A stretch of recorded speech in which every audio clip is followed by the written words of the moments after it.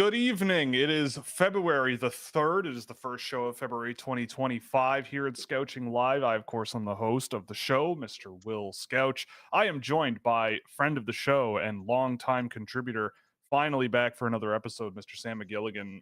Sir, you're down the road. How are you? How are things? How are you dealing with the weather? What's up? Things are great. I'm not dealing with the weather well. It's quite miserable and it Mm, affects me daily. How yeah, are you? that's true. Sam has a commute, and it's been I drive to cold. Toronto. Yeah, if you're not familiar, it's been cold and miserable and snowing and not amazing. Although today was kind of warm, I suppose. Warm in quotes. But anyway, hopefully we'll have some fun and we'll take your mind off of everything that's giving you troubles, you know? Uh, also, we've got AJ Jadero here, of course, producing the show. Thank you again. Welcome. Yo, How are you, sir? What's going I'm on? doing good. I guess the Leafs beat the Oilers, so that's cool. Barely, but they did it. They did. So eat it, Rayanne. I love you, and thank you for the Yep. thumbnails. Yeah, thanks for the thumbnails. Your team is doo-doo. I don't know. More Even the doo-doo last than week, mine. I put my name behind Edmonton last week, so they better start figuring it out. Anyway, welcome to the show. We've got a really, really good one today set up for you. We're going to talk some 2025 NHL prospects. We're going to talk about the trades that have been blowing up the NHL over the last little while. It is also Black History Month this month, so do the education and the learning and everything that you feel like you need to do this month. But also, I do want to congratulate and Sam. Part of the reason you're also here, you're a big music guy, just like I am. Where are you How going about with this? yeah? Well, I just want to say it's Black History Month. Big night last night. You got Dochi being the third woman to ever Oh, win Best Rap Album, yo, and I know yeah. you're a big Dochi guy, Oh, yeah. and so am I. So congratulations to her. If you have not listened to her album, her most recent album from last year that won a bunch of awards, and that performance last night, excellent, excellent stuff. It's A+ stuff, and I'm so Is glad she won. she's going to be around for a very, very long time. She's here to Yeah. stay. Yeah, and you mentioned today when we were chatting that there's rumors abound that she's going to be at the Kendrick Lamar shows in Toronto doing the That opening she's show with the SZA. rumors that she's the opener. Sis is the Uh, other name on the ticket, but like usually his opener doesn't get announced until closer to the concert. And I'm the rumor is her. I think people might just be speculating because he's a big fan and he doesn't speak out publicly on artists. And she signed with his right. old label TDE, but like, man, oh, If I hope so because I'm going to that yeah, concert. I got good seats. Like, I'm so excited. Like, waiting for June. if the three of them are the That's gonna be ticket an for that all night, that timer. would be an all-time show. That's Yeah, going to be it's great. gonna be. And I have tickets too. It's going to be good. His concerts are 10 out of 10. I saw both the Damn tour and the Mr. Morale tour, and Yeah. they were the two best shows I've ever seen by far. Yeah, I'm psyched. It's going to be great, It's gonna be especially amazing. after like digging in a little more, especially now speaking about Dochi and getting super into her over the last few months. Great stuff. Love it. What a year for music last year, by the way. I know people kind of meme on the Grammys and stuff, but I don't know how into it last year you were, but for me, there was a lot of good popular stuff out there to sink your teeth into There was. No, across it the was a great gamut. year. It was awesome. It was a great year. So anyway, good stuff. The other reason I also am excited you are on the show tonight as well I know what is this one is. there's a acronym above your head to the right of you, and I believe it says NBA. I Yeah, think that's what that says. that is And the this Raptors weekend, championship hat. yes, and I believe this week may or may not have happened. There might have been something that happened in the NBA this week that I wanted to get your take on and try to bridge the gap between basketball fans and the hockey fans that are on this show, which include myself. I am a little bit, I'll say, I'm a bit of a know-nothing when it comes to basketball, but what I do know is I love Luka Doncic. Whenever I Luka watch that is guy play, I'm like, that's my man. That guy rocks.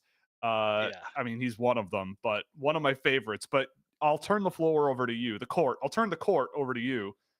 Luka Doncic traded to the LA Lakers. Let's be a basketball show for 5 minutes here. What's the deal there? What the hell? What the Disgust. hell?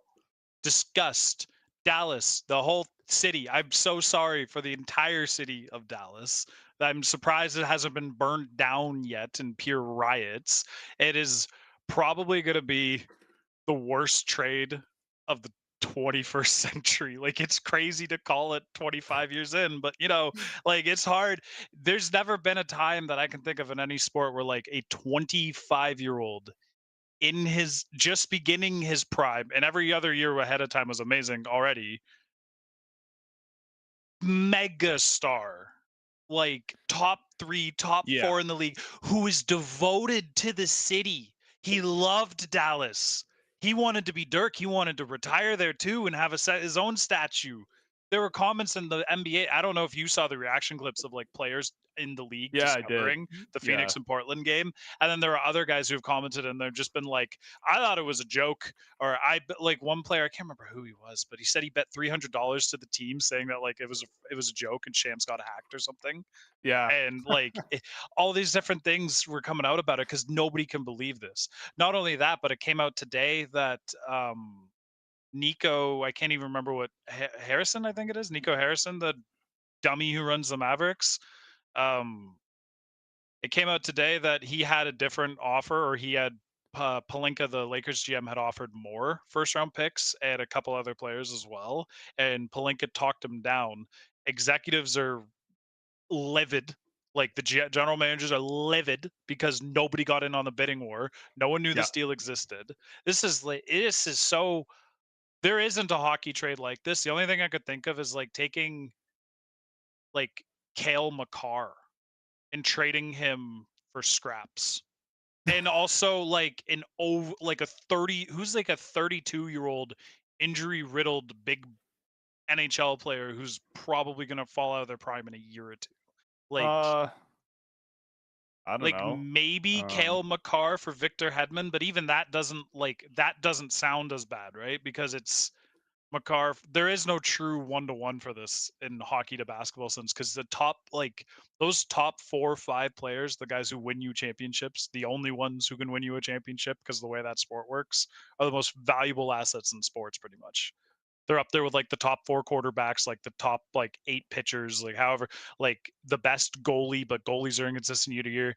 Like Luka Doncic has 5 all NBAs, first team all NBAs, if I'm remembering correctly, but it might just be 5 total, but I'm pretty sure he they're has all. accolades.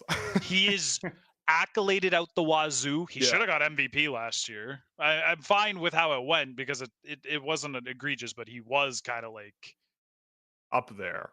He's one of the like, elites. dude, He's one of like, the and elites. you don't find guys who play the game like him. Like when you hear other players talk about Doncic, they are just in awe of Yeah. him.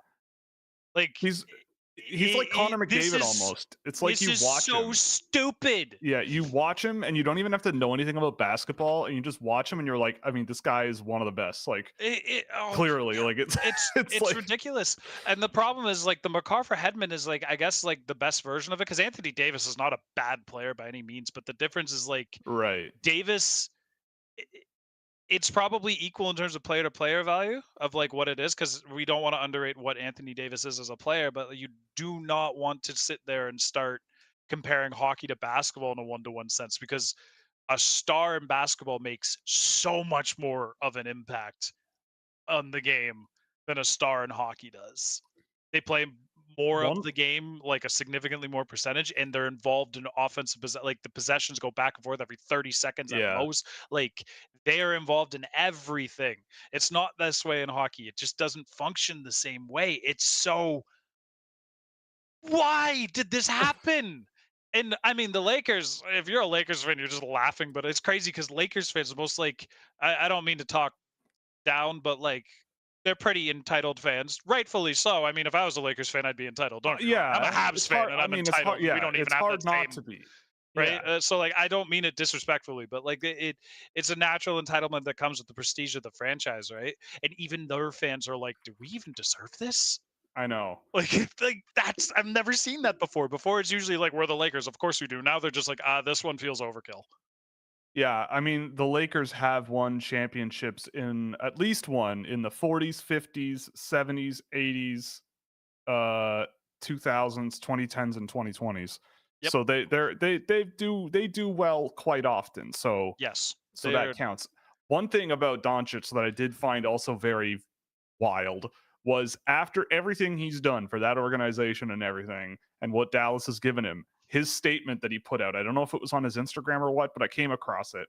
And he had the sentence, "To all the organizations I've worked with throughout the Dallas community, thank you for letting me contribute to your important work and join you in bringing light to those who need it." He says the word Dallas one more time, but about the place. And he says, Dallas is a special place and Mavs fans are special fans. Does not mention the organization No, he doesn't. one time. No, he doesn't. And I saw another interview clip today where he said he was crying when he found out he apparently bought a house in Dallas last Just a week few weeks ago, for right? for like $15 million, and they traded him. It just blows my mind. It just boggles my brain. It's so unbelievably stupid. Yeah, Like it is it's one wild. of the most, like, you wouldn't be able with easy mode on 2K to make a trade like that and get away Yeah, with it, let alone like you need to break the be a GM rules to get away with that. And this happened in real life. And it's crazy because like the GM came out and he can't shut his mouth, right? Because he's got his whole like ego tripping about everybody telling him he's right. dumb. So he just keeps speaking and everything sounds worse than the last thing he said. It all sounds worse. The last thing I believe I read earlier today was he didn't want to make it open season for the league because if he did, then Luka and his agent get to control the situation because of, I guess maybe he's terrified of the Jimmy Butler thing that's going on, but Butler's Right. like forcing his way out of Miami and being a kind of a wiener about it, whereas Luka wanted to stay. Like it all makes no sense. He's scrambling for this. I am Yeah. borderline like entering conspiracy theory parts of like there has to be something behind the scenes. There's more about this. Palinka and the Adels, or not the Adel. I don't know if it was the Adelsons or if it was Nico Harrison or whoever it was, but the Lakers GM and somebody in the Mavericks, or I think it's the Mavericks GM, worked together with Nike and Kobe back in 2003. So that there's a 22-year relationship between the two general managers. That is extremely suspicious. It's not concrete evidence of anything, but it is like one of those like, why is it Lakers? Why was it him only? Why did you shoot yourself in the foot? How did you get talked out? Apparently, Yeah. Palinka was like saying, "Oh, Luka's really like fat and out of shape, and maybe he'll become Joel Embiid and all this stuff." And Dallas was like, "Oh yeah, you're right. We'll add Yeah. to the Okay. trade." Okay. Like Well, what? huge stuff. I I'm love it. done. It's My exciting. But rant's anyway, over. we'll I'm move hurt. from one sport to the sport everyone's here to actually talk about. Um, and let's get into some hockey here because there's been a lot of stuff. So we can bang through these recent trades in the Oh NHL and yeah. just sort of get a bit of a read on them. The first one I wanted to start with, we can just get through the quote unquote smaller ones first. But we just saw Toronto Maple Leaf legend, Edmonton Oiler legend Cody Ceci, and player who's played for what feels like half the league now, and Michael Granlund going for a first and a third round pick to Dallas from San Jose.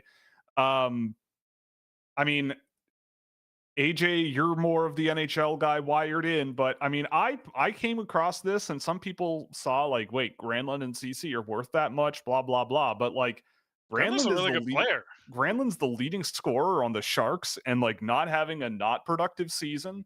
And I mean, I don't know, teams still line up for Cody Ceci, so like that just is what it is. He's been to how many Stanley Cup Finals? It feels like he just got out of one this past summer. I don't know, but I mean, Granlund, especially getting ahead of it before the trade deadline and just making the deal now in a draft where a first round pick, like, I don't know, if you're going to go for it like Dallas seems to want to, you may as well. But is there anything you're gleaming from that maybe we're missing? I don't know. Yeah, fair honestly enough. Is it going to be enough for Dallas? Maybe. It doesn't hurt. It's like I like Granlund. I like Granlund, but Cody Ceci is a third pair guy. If you're bringing him in, he's your third pair guy. You do not want to give him you don't want to give him a ton of minutes because he can handle minutes that are relatively controlled in the sense that he needs, like, you give him a lot, he's gonna sink.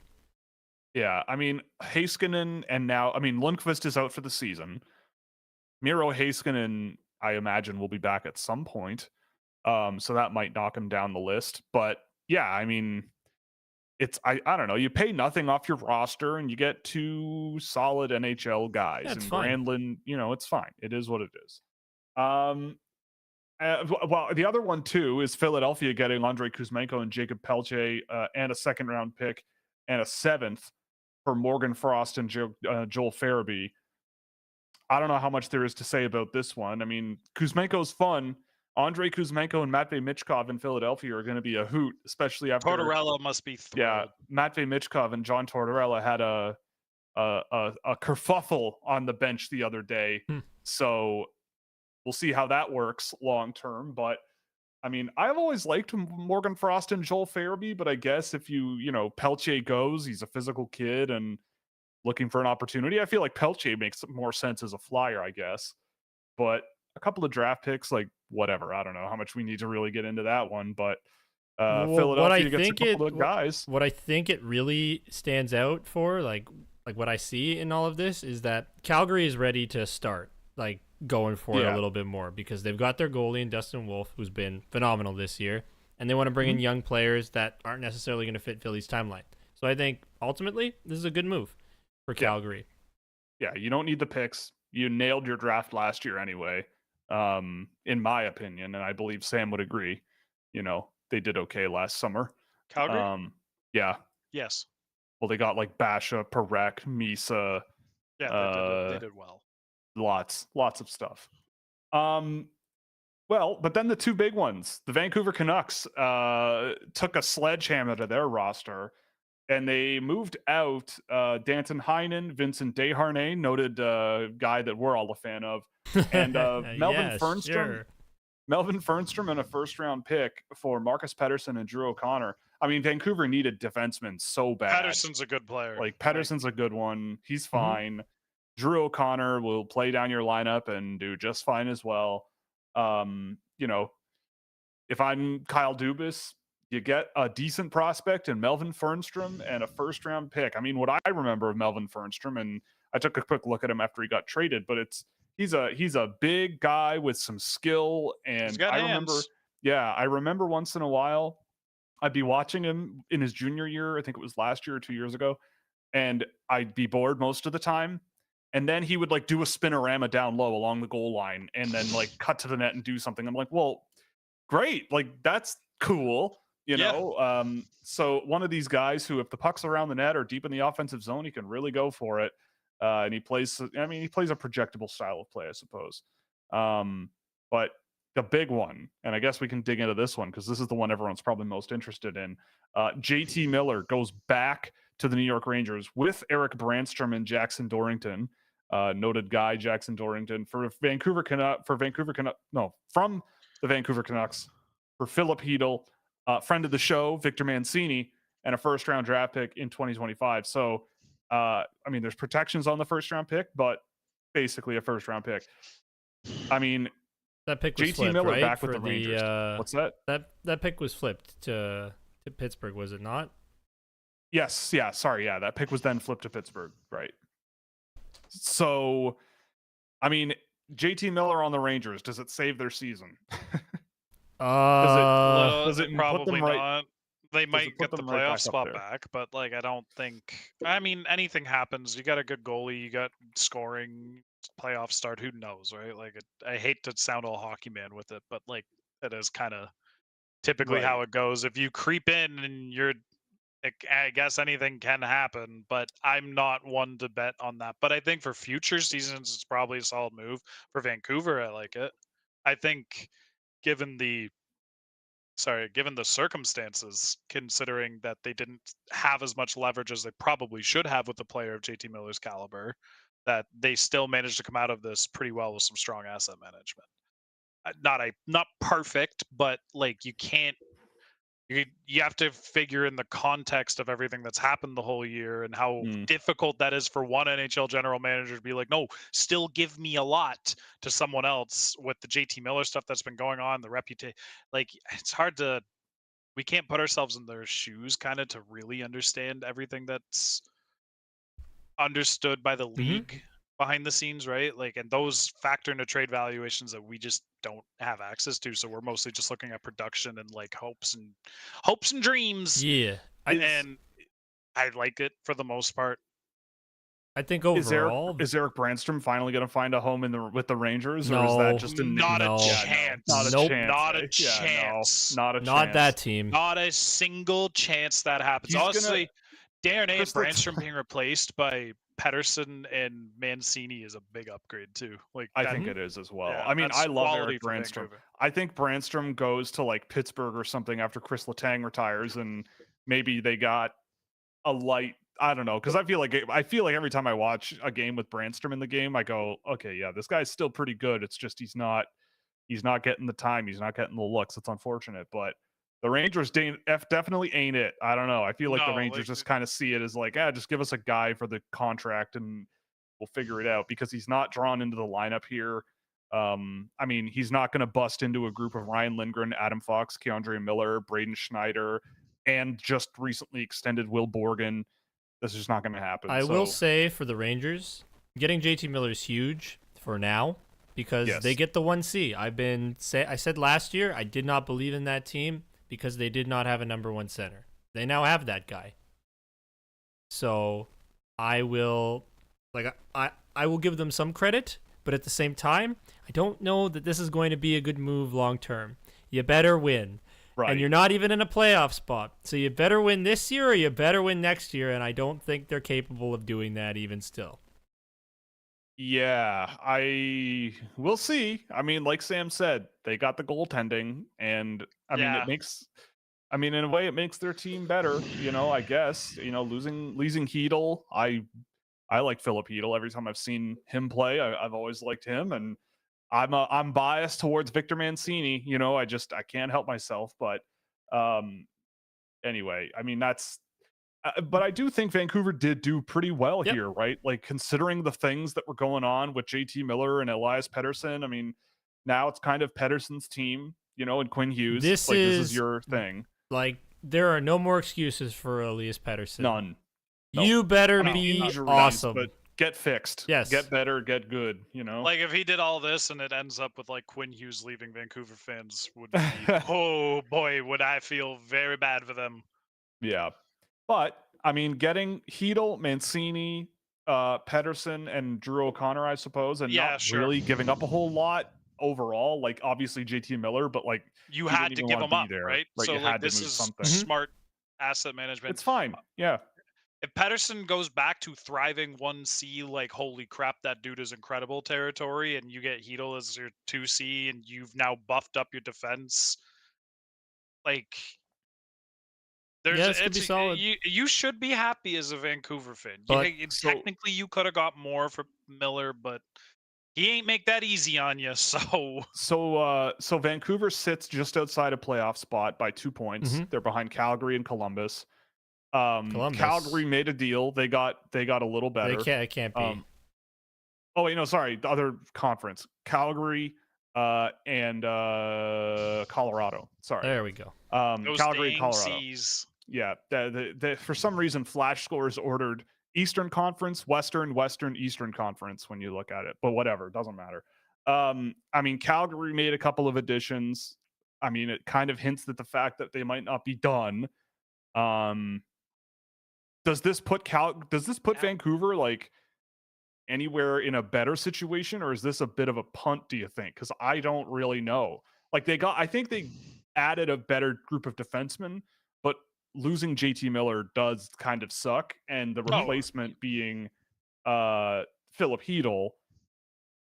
I mean, I like him, but I don't think it's JT Miller, and I don't know what that means for them. Not, but I think Hedel brings a very stable presence to that second line, and it's not like I hate sounding like the hockey, like old hockey man. Sound like it. Do it. But like the playoffs really can't like.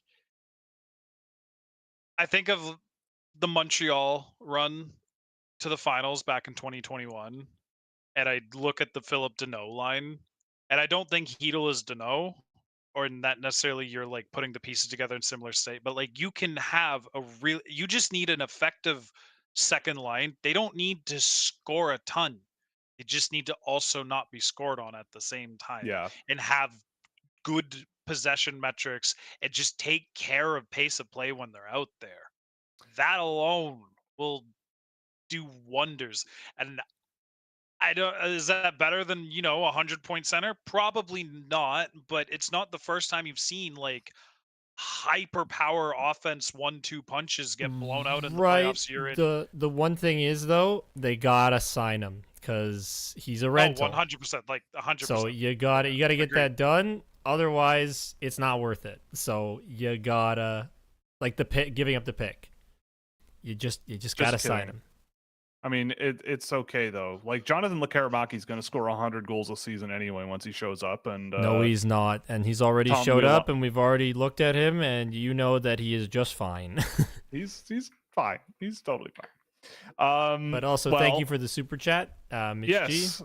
It got deleted because Nightbot, but we appreciate it.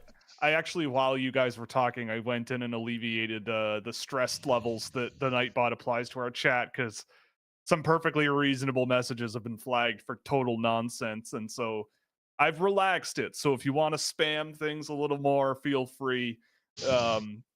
But just don't go too crazy, please. Yeah, don't go too crazy. This isn't x.com in here, right? Like it's let's be a little careful.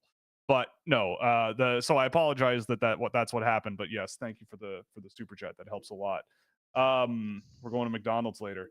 Well, Sam, you're here not just to talk about the NHL because who cares about the NHL at the end of the day? We're talking about the 2025 NHL Draft, the one that nobody seems to like.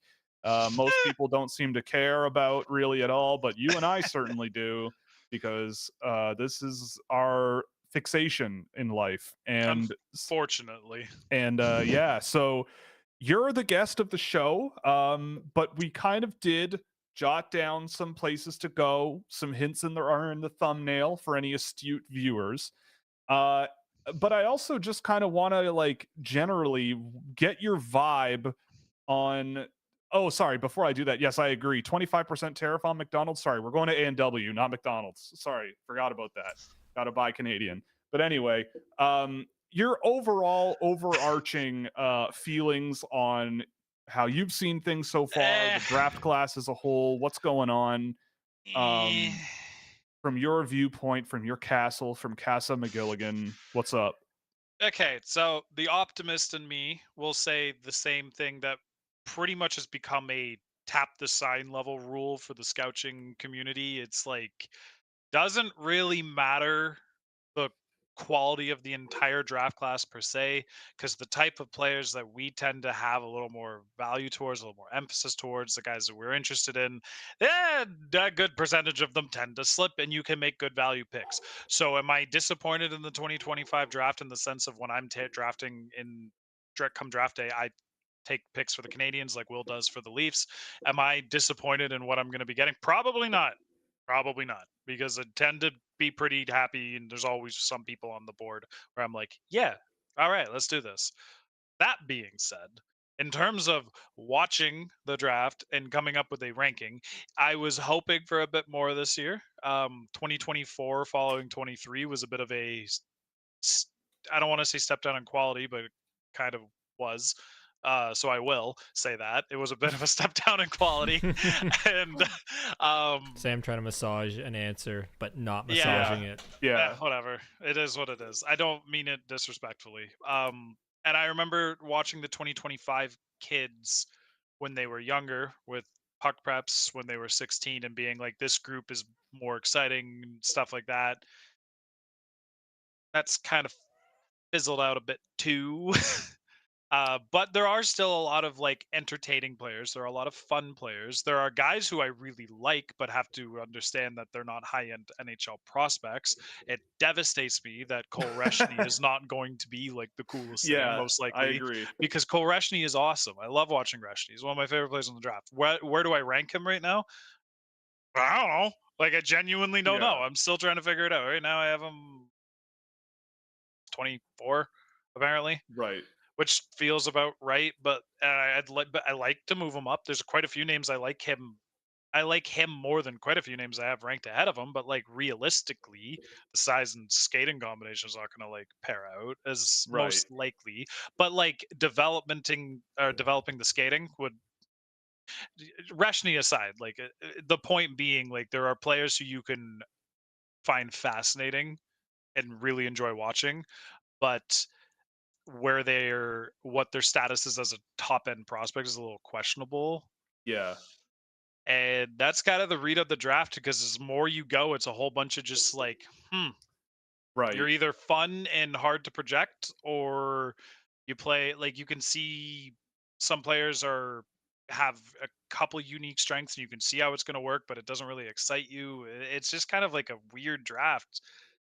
And it's really open after like it feels like everybody has their 15 or 20 guys, and then there's about 45 in the next tier. Yeah. It run the whole second round is just a tier. So we get these questions all the time on the show, and we now have a Montreal Canadiens fan in the building. You have 2 picks in the, I mean, as of today, if I estimate roughly correctly in the whatever, let's say that you have a pick at like 13 and 19, which is around where Montreal ish might slot in. Who's on your wish list, right? Like if you're the king of the world, who are you like crossing your fingers is available there if you're a Montreal Canadiens fan? Well, I'm of the belief that um, the Habs have drafted a lot of defensemen over the last few years, and while I haven't fully agreed with some of the picks, like the decisions have been made. Stacking more high-end picks into defenders, when I typically believe you should be drafting forwards before defenders in the first, for the most part. Excuse me. Anyways, I would say Colin Potter is the number one for sure. Like, if Colin Potter is on the board and the Montreal Canadiens are picking, take him. Like, zero questions asked, just take him. Don't think about it. Don't make it difficult. Just take the kid. He's amazing. Afterwards, you got quite a few interesting guys. I was thinking Anton Frundell, but it sounds like the league still loves him, which is cool. I'm like that. Yeah, I'm he cool might be that gone. Yeah. like it's actually cool that the league is higher on a player who's struggling, but is of like the more skilled, mobile, like that type of archetype. It's not really something that happens too much. So, Mhm. all right, cool. Um, that makes me then lean towards the Carter Bears, the Braden Coots, I was gonna say Lyndon Lakovic, but I don't think he's gonna be around. The Ben Kindles of the world, like those types of guys. Like find someone who can really contribute skillfully in the middle six, and Yeah. then hope Potter's like that extra piece for the top six. It's kind of what I'm thinking. Philosophy, or And I think you're going to have a choice of many of those players. I Like think so too. I still don't really know where Carter Bear is kind of slated. Like let me check my tracking document here. Carter Bear. It's a great Canadian name, by the way. It really is The next Yeah, game like tape episode. I Yes. started work on that today. as nice. yes, that as well. By the way, the Matthew Schaefer one came out Friday, and if you want, I don't know why you wouldn't want to watch that. So put it in your watch later playlists and Guy check it literally out after the says show. he's the best player in the draft. Okay, it's awesome. Yeah, And he talks about was how awesome. insurance ruined a moment where he could have been on the bench coaching the OHL top prospects game. Speaking of Matthew Schaefer, and I don't want to make this weird. It's not going to be weird. But this morning, I had a dream that I was at a party and Matthew Schaefer was there and he congratulated me for taking the garbage out on time. And then That's awesome. I thought in my dream that I had taken the garbage out. So when I woke up, it took me like a split second to realize, oh, I actually haven't taken the garbage out today. I should do it as quickly as humanly possible because I don't want to be late. And that's what got me out of bed this morning and racing around the house to put the garbage out. That's So awesome. Matthew Schaefer locked away in my head somewhere at a party telling me about how proud he was of me for putting out the garbage on the curb, which is something I do every week. I don't know. Anyway, but back to the topic That's at hand. hilarious. Yeah, that was weird. So back to All Who right. else was at the party? No. Who else was at the party? I need to know. I need details. Roy Kent from Ted Lasso was in it. That's the only other person I remember distinctly. That's Definitely awesome. him. That makes it Yeah. even more weird. Yeah, it was weird. It was a weird one. But anyway, back to Carter Bear.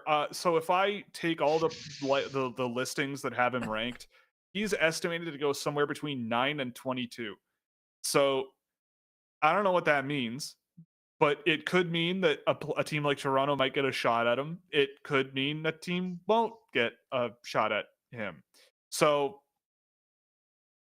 I don't know what you want. I don't know what you want to get out of that or to take from that, but I do want to talk more about Cullen Potter because Cullen Potter, you mentioned him first, and you Of seem course to I be a did. big Cullen Potter fan. Yeah, I Oh, know, of I course am. you did.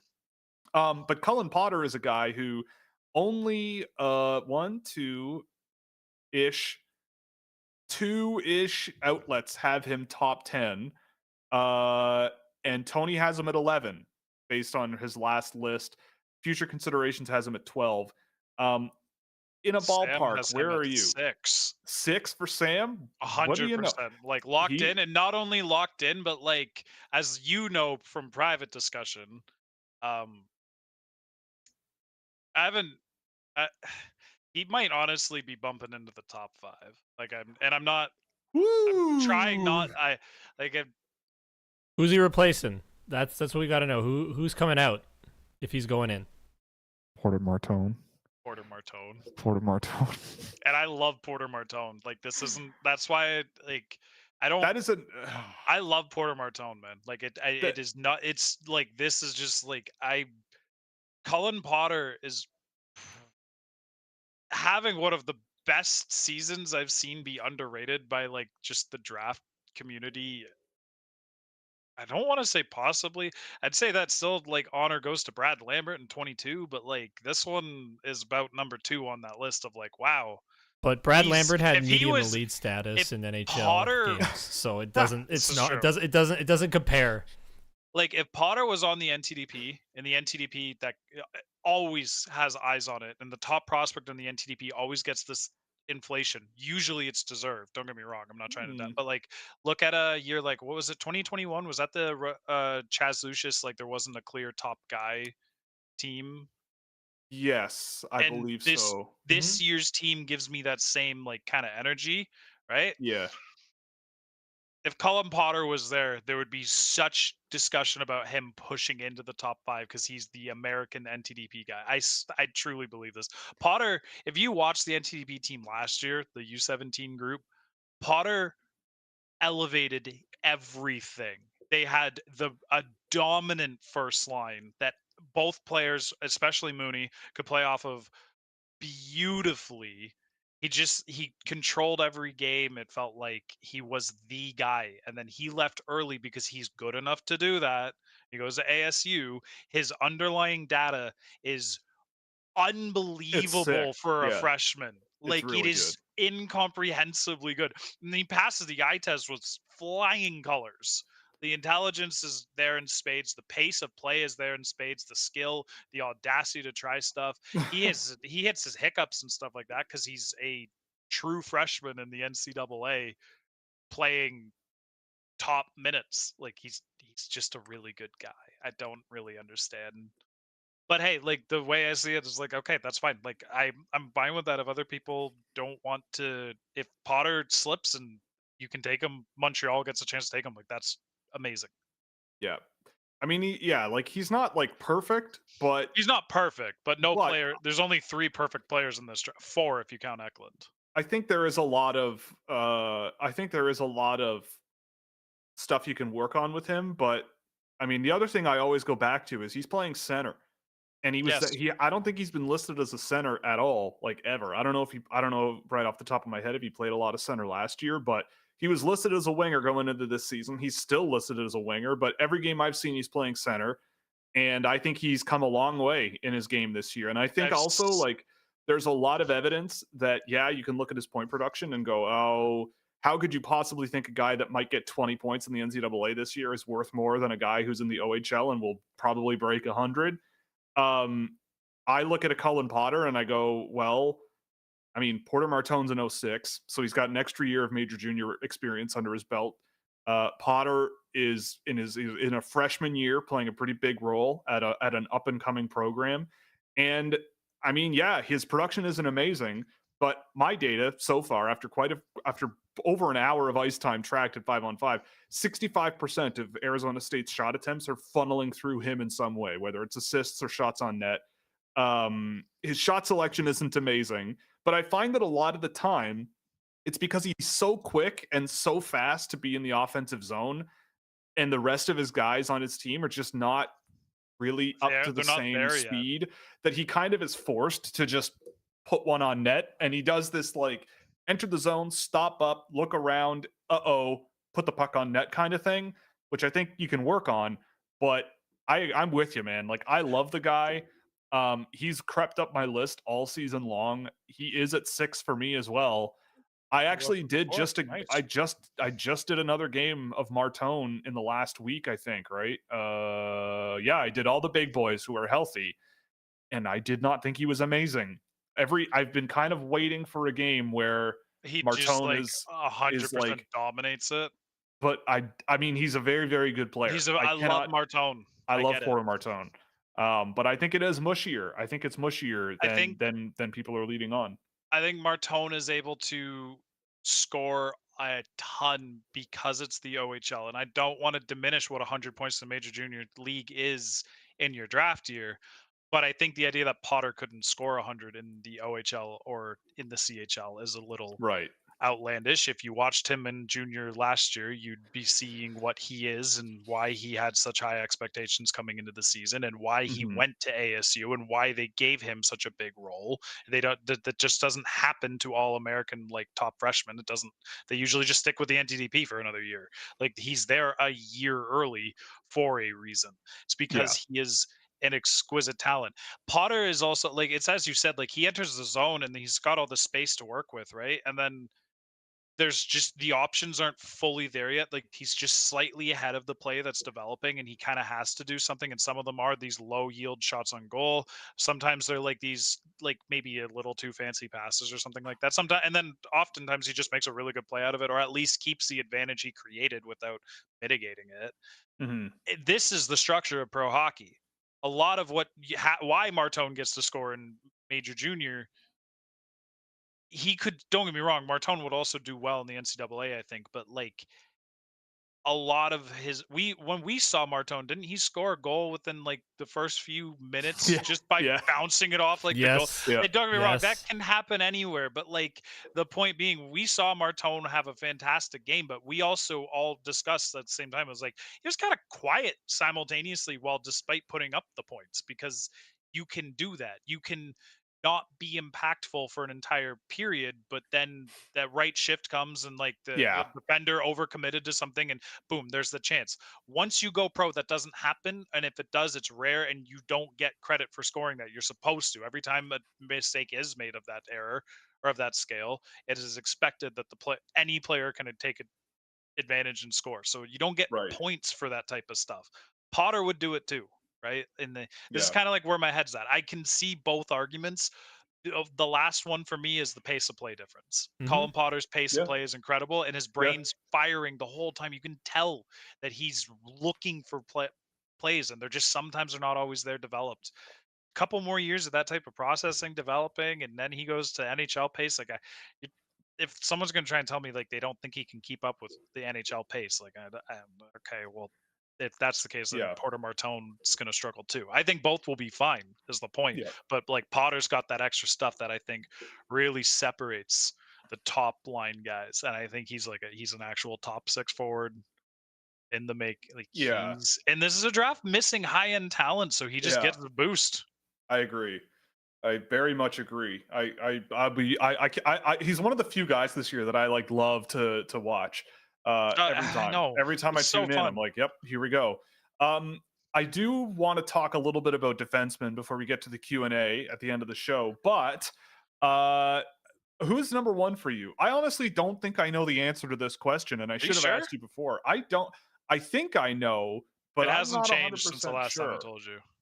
I'm a bad friend, man. Sometimes I don't remember these things. Yes, so he is. Please refresh my memory. Well, realistically, it's a 1A, 1B, 1C, because you can take No. You got first pick overall. Don't cop out. Michael Misa. That's what I thought. I didn't want to be. Yeah, I got nothing against that.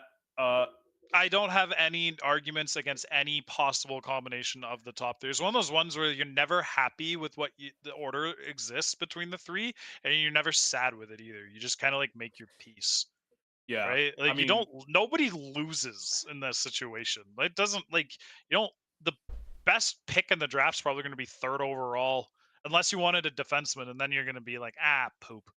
does But like, somebody lose? Does somebody lose if they draft James Higgins and then in 6 years trade him for Mason McTavish? And he's like one of the best players in the league, and they trade him for like out of nowhere. I don't know. I'm trying to Luka Doncic this thing. I'm trying to bring it full circle. they would lose, and the GM should be shot out of a cannon into the sun. Oh boy. Well, okay. I thought so because I also did a game of Michael Misa this week, and he continues to be an outstanding hockey player. He's just like No slightly movement more for my you, guy Will? than Haggins is, No. and I love Schaefer to death. If you want to say you take Schaefer first, I go I like Misa. And if someone's like, yeah, but we like Schaefer, I go okay, Yeah. and that's I did. literally that's the end of the discussion for me. Like I don't. Yeah. Yeah. They're all three are incredible players. Like I did a what do game you of prefer? I did a game of Haggins as well, and they played UConn. I don't remember specifically the date, but that was the best game of his that I've seen all season. Like I feel like since the World Juniors, the last couple times I've checked in on him in the game that I tracked, he's been really a lot more comfortable and pushing play a little bit better than he was. I will also say the line that was playing that game was Haggins, Perot, and Stiga, and that SHIT was dynamite. That was whack. That game was wild. And I still love Teddy Stiga. I know people will say what they want to say about how I feel about him, but that guy can play. That guy can play hockey, and I love him to death. I think that line compared to what I saw earlier in the year, where it was Perot and Leonard, it just looked different. I don't know what it was. Like my thought is that Leonard is very much a give me the puck, I'm the power forward type guy, you know? Yes, And and Haggins Smith is knew how also to. sort of like a give me the puck, I'm the possession guy and the playmaker. Whereas Stiga is more, I'm a go 100 miles an hour around the ice. I'm gonna crush anything that moves. I'm gonna be a real bug in someone's pants, cause turnovers, Yes. and just give the puck to someone else and go to the net. Like that just Yeah. seems like his thing, and I think it complements Perot and Haggins better from what I've seen. And they Well, looked Stiga and excellent in that game. Haggins looked excellent together last year, right? When they played together. Yeah, they were at the under 18s together. That's part of when I watched them. I think you were the same when we watched them at the U18s and went, okay, this is probably one of the top picks in next year's draft, playing with a guy that isn't even ranked in anybody's first round. And the guy who looks like he's not in anybody's first round does not look like that much of a different level No, of they were impact like player, same impact level. right? So It was that's nuts. kind of where we both kind of went. They're both similar sizes. They're both going to the same school. There's a lot of echoes here, and it doesn't seem people don't seem to be conflating the two much. But I don't know. It worked really really well. So I don't know. Haggins, he's my number 3, but soft. I would say it's He's soft. my number Close. 2, but like I love Schaefer. Like you know what the crazy thing is with this draft too is if you say like Matt Schaefer, I have him third. I feel like people are gonna start because of the discussion around him now, and it's You're like on drugs. people are gonna be like third. Yeah. That's insane. And it's like, well, Burn the okay, wig. but like, I don't know, flip a coin and then I guess flip it again because there's only 2 sides to a coin, but all 3 of them are the same. Like, So Yeah. there's cool Somehow it's caliber Tony's in fault. every way. So Yeah, it's Sam, all Tony's fault, honestly. to Tony was clarify, ridiculous. so your top 6 in order now. Is Misa, Haggins, Schaefer, Eklund, Martone, Potter. Okay, so you With- haven't yet put Potter ahead. No, but it's close. Like, it's close enough to the point where, like, in You part want to of do my- it. So like my heart is kind of like the one where it's like, but I love Porter Martone and like he's such a good guy, but my brain is like the one that's really got the arguments leaning more towards like Potter is like But I don't want to get carried away with it either, because then it starts like I don't want to do stuff for the sake of doing stuff. Like I want Right. Colin Potter in the top 5 as a ridiculous approach, because then you work backwards to make it fit, right? And I love Porter Martone, so like I'm giving Martone a very lengthy window to. Like, I'm not gonna force the change. Like, I'm gonna lock Potter in at 6, but in my head, I'm like, all right, well, let's just see how the rest of the season plays out, because I'm comfortable with the idea. Same with Jackson Smith, who's at 7. He's just like wild in the best way possible. He's the least likely I could see Right. leapfrogging anybody ahead of him, but like he is kind of nuts, right? I Like, do want to touch on one thing before we get to the defenseman quickly before Q&A. You and I this season have like gone out of our way to ignore each other, right? yeah. Like Like people like don't understand the I don't effort think put people in understand. behind the Yeah. scenes, because Like I think people see, because we work together, they think that like we're just like like we share our thoughts, but we I don't. hear from The Sam end like once every 2 results, weeks. like the end results, don't get fully shared, but we'll like have video sessions and we'll have discussions and stuff like that about players, Yeah. but like we don't say where they're ranked. Like No. we don't, And and I don't. I've been trying my hardest to not look at his data this year either, because yeah. like and I don't have access to his list on purpose. Like I can't see his list.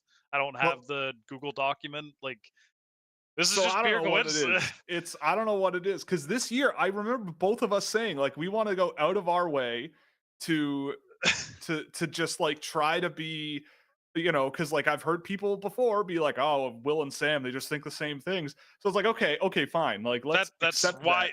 we we'll heard this we'll and we went out of our way we'll to put like a wall block between us this. for more of a time. And like I think you and I have sat down to watch these guys together like what, 2 times this year? 3, I think. 3. So like Yeah. not very often. And my list right now is Schaefer, Misa, Hagens, Eklund, Martone, Potter, and then I have Bear, Smith, Kindle, Lakovich, Coots, but It like does start to change at that it point. starts to change there. But the fact that you and I, after all this time, end up going, yeah, you know what? Like, I don't know about Porter Martone so much, and Victor Eklund's been great. And But also, like, why is nobody talking about Colin I Potter think more? the main thing that's that we share relative to others is the value in pace of play.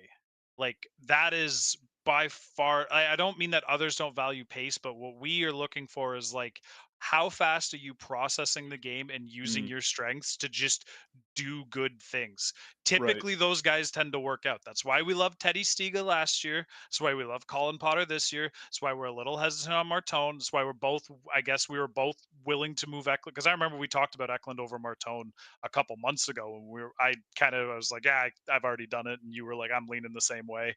Um, it kind of makes sense. It does. That Hmm. at the top end of the draft, the pace is the name of the game, and there's a reason why it's the same 6 guys. Yeah. Not the same thing as speed. We're not just looking at No, speed, speed and guys. pace is not Not the same speed. thing. We've talked a lot about forwards. I wanna get your read a bit on the defensemen this year, just the runs at the top. You mentioned Red and Burtka going in, but I kind of threw Cameron Reed, Blake Fiddler, and Logan Hensler all in there.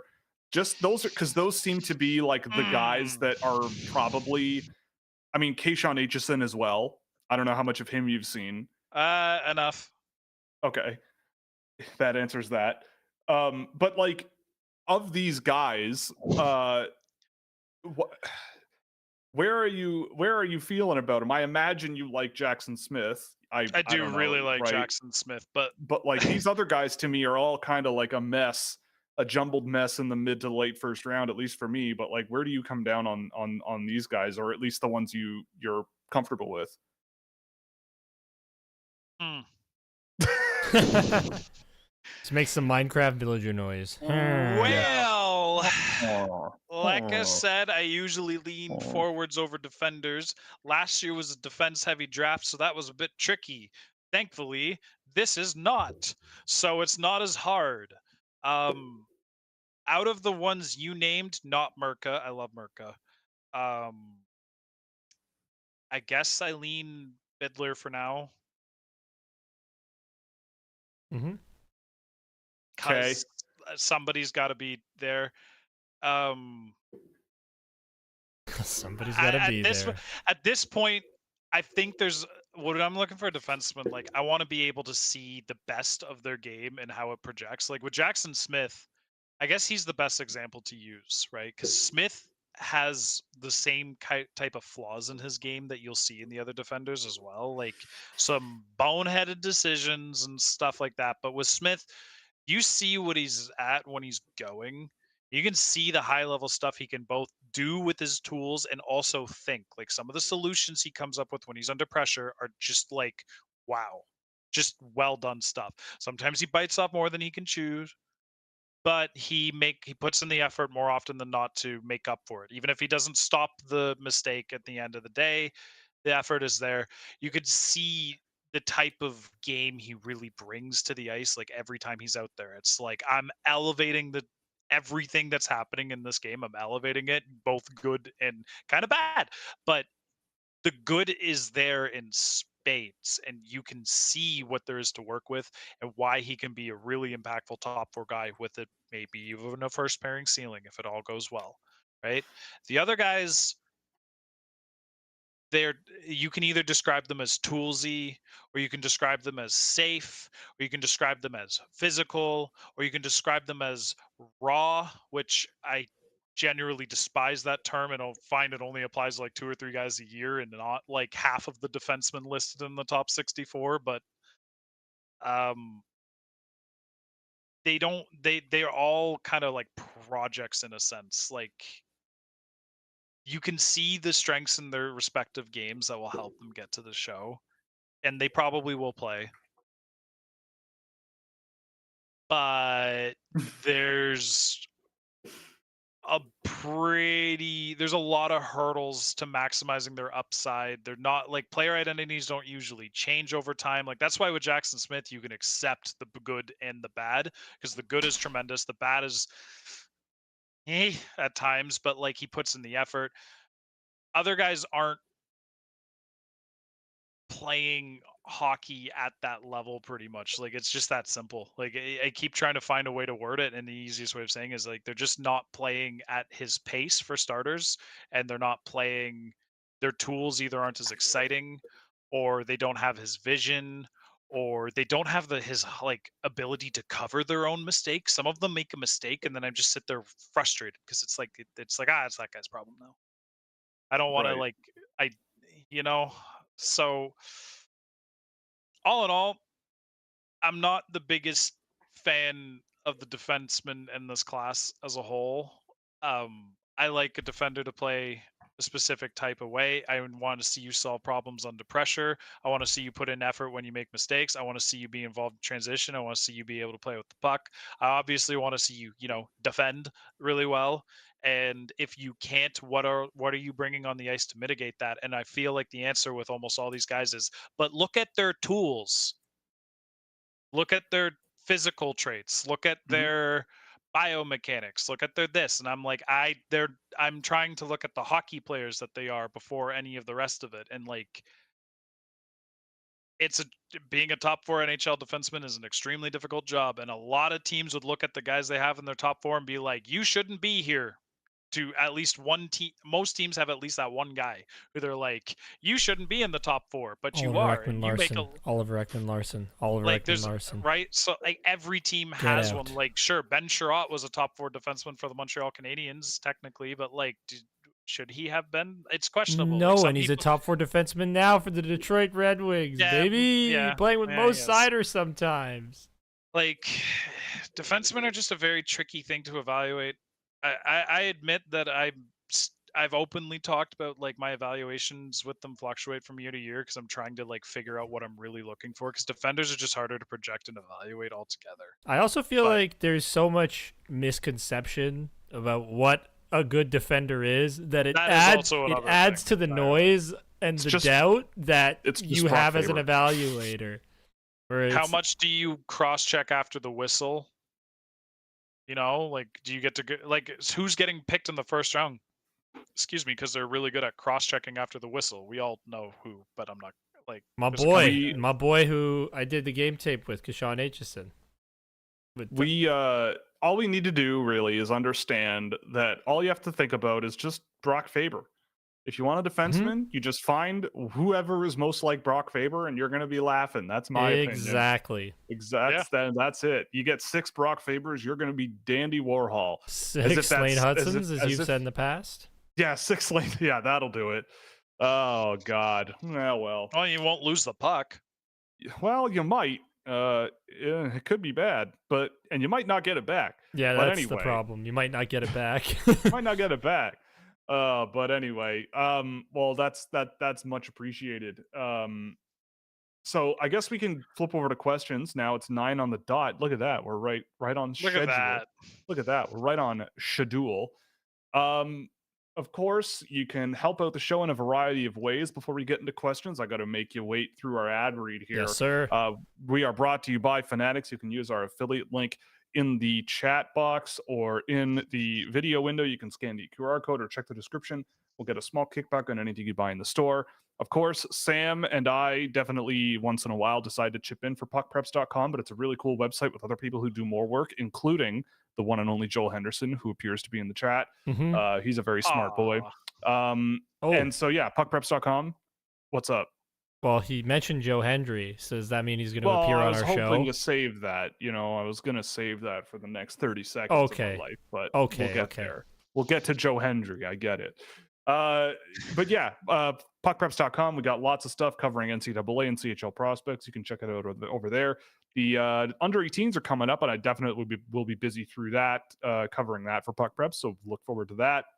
Of course, you can also go to scouching.ca, where a subscription over there will get you access to our Discord server, as well as tons of exclusive prospect data you won't find anywhere else for drafted players, undrafted players, and data that I track on my own. You can check that out over at scouching.ca.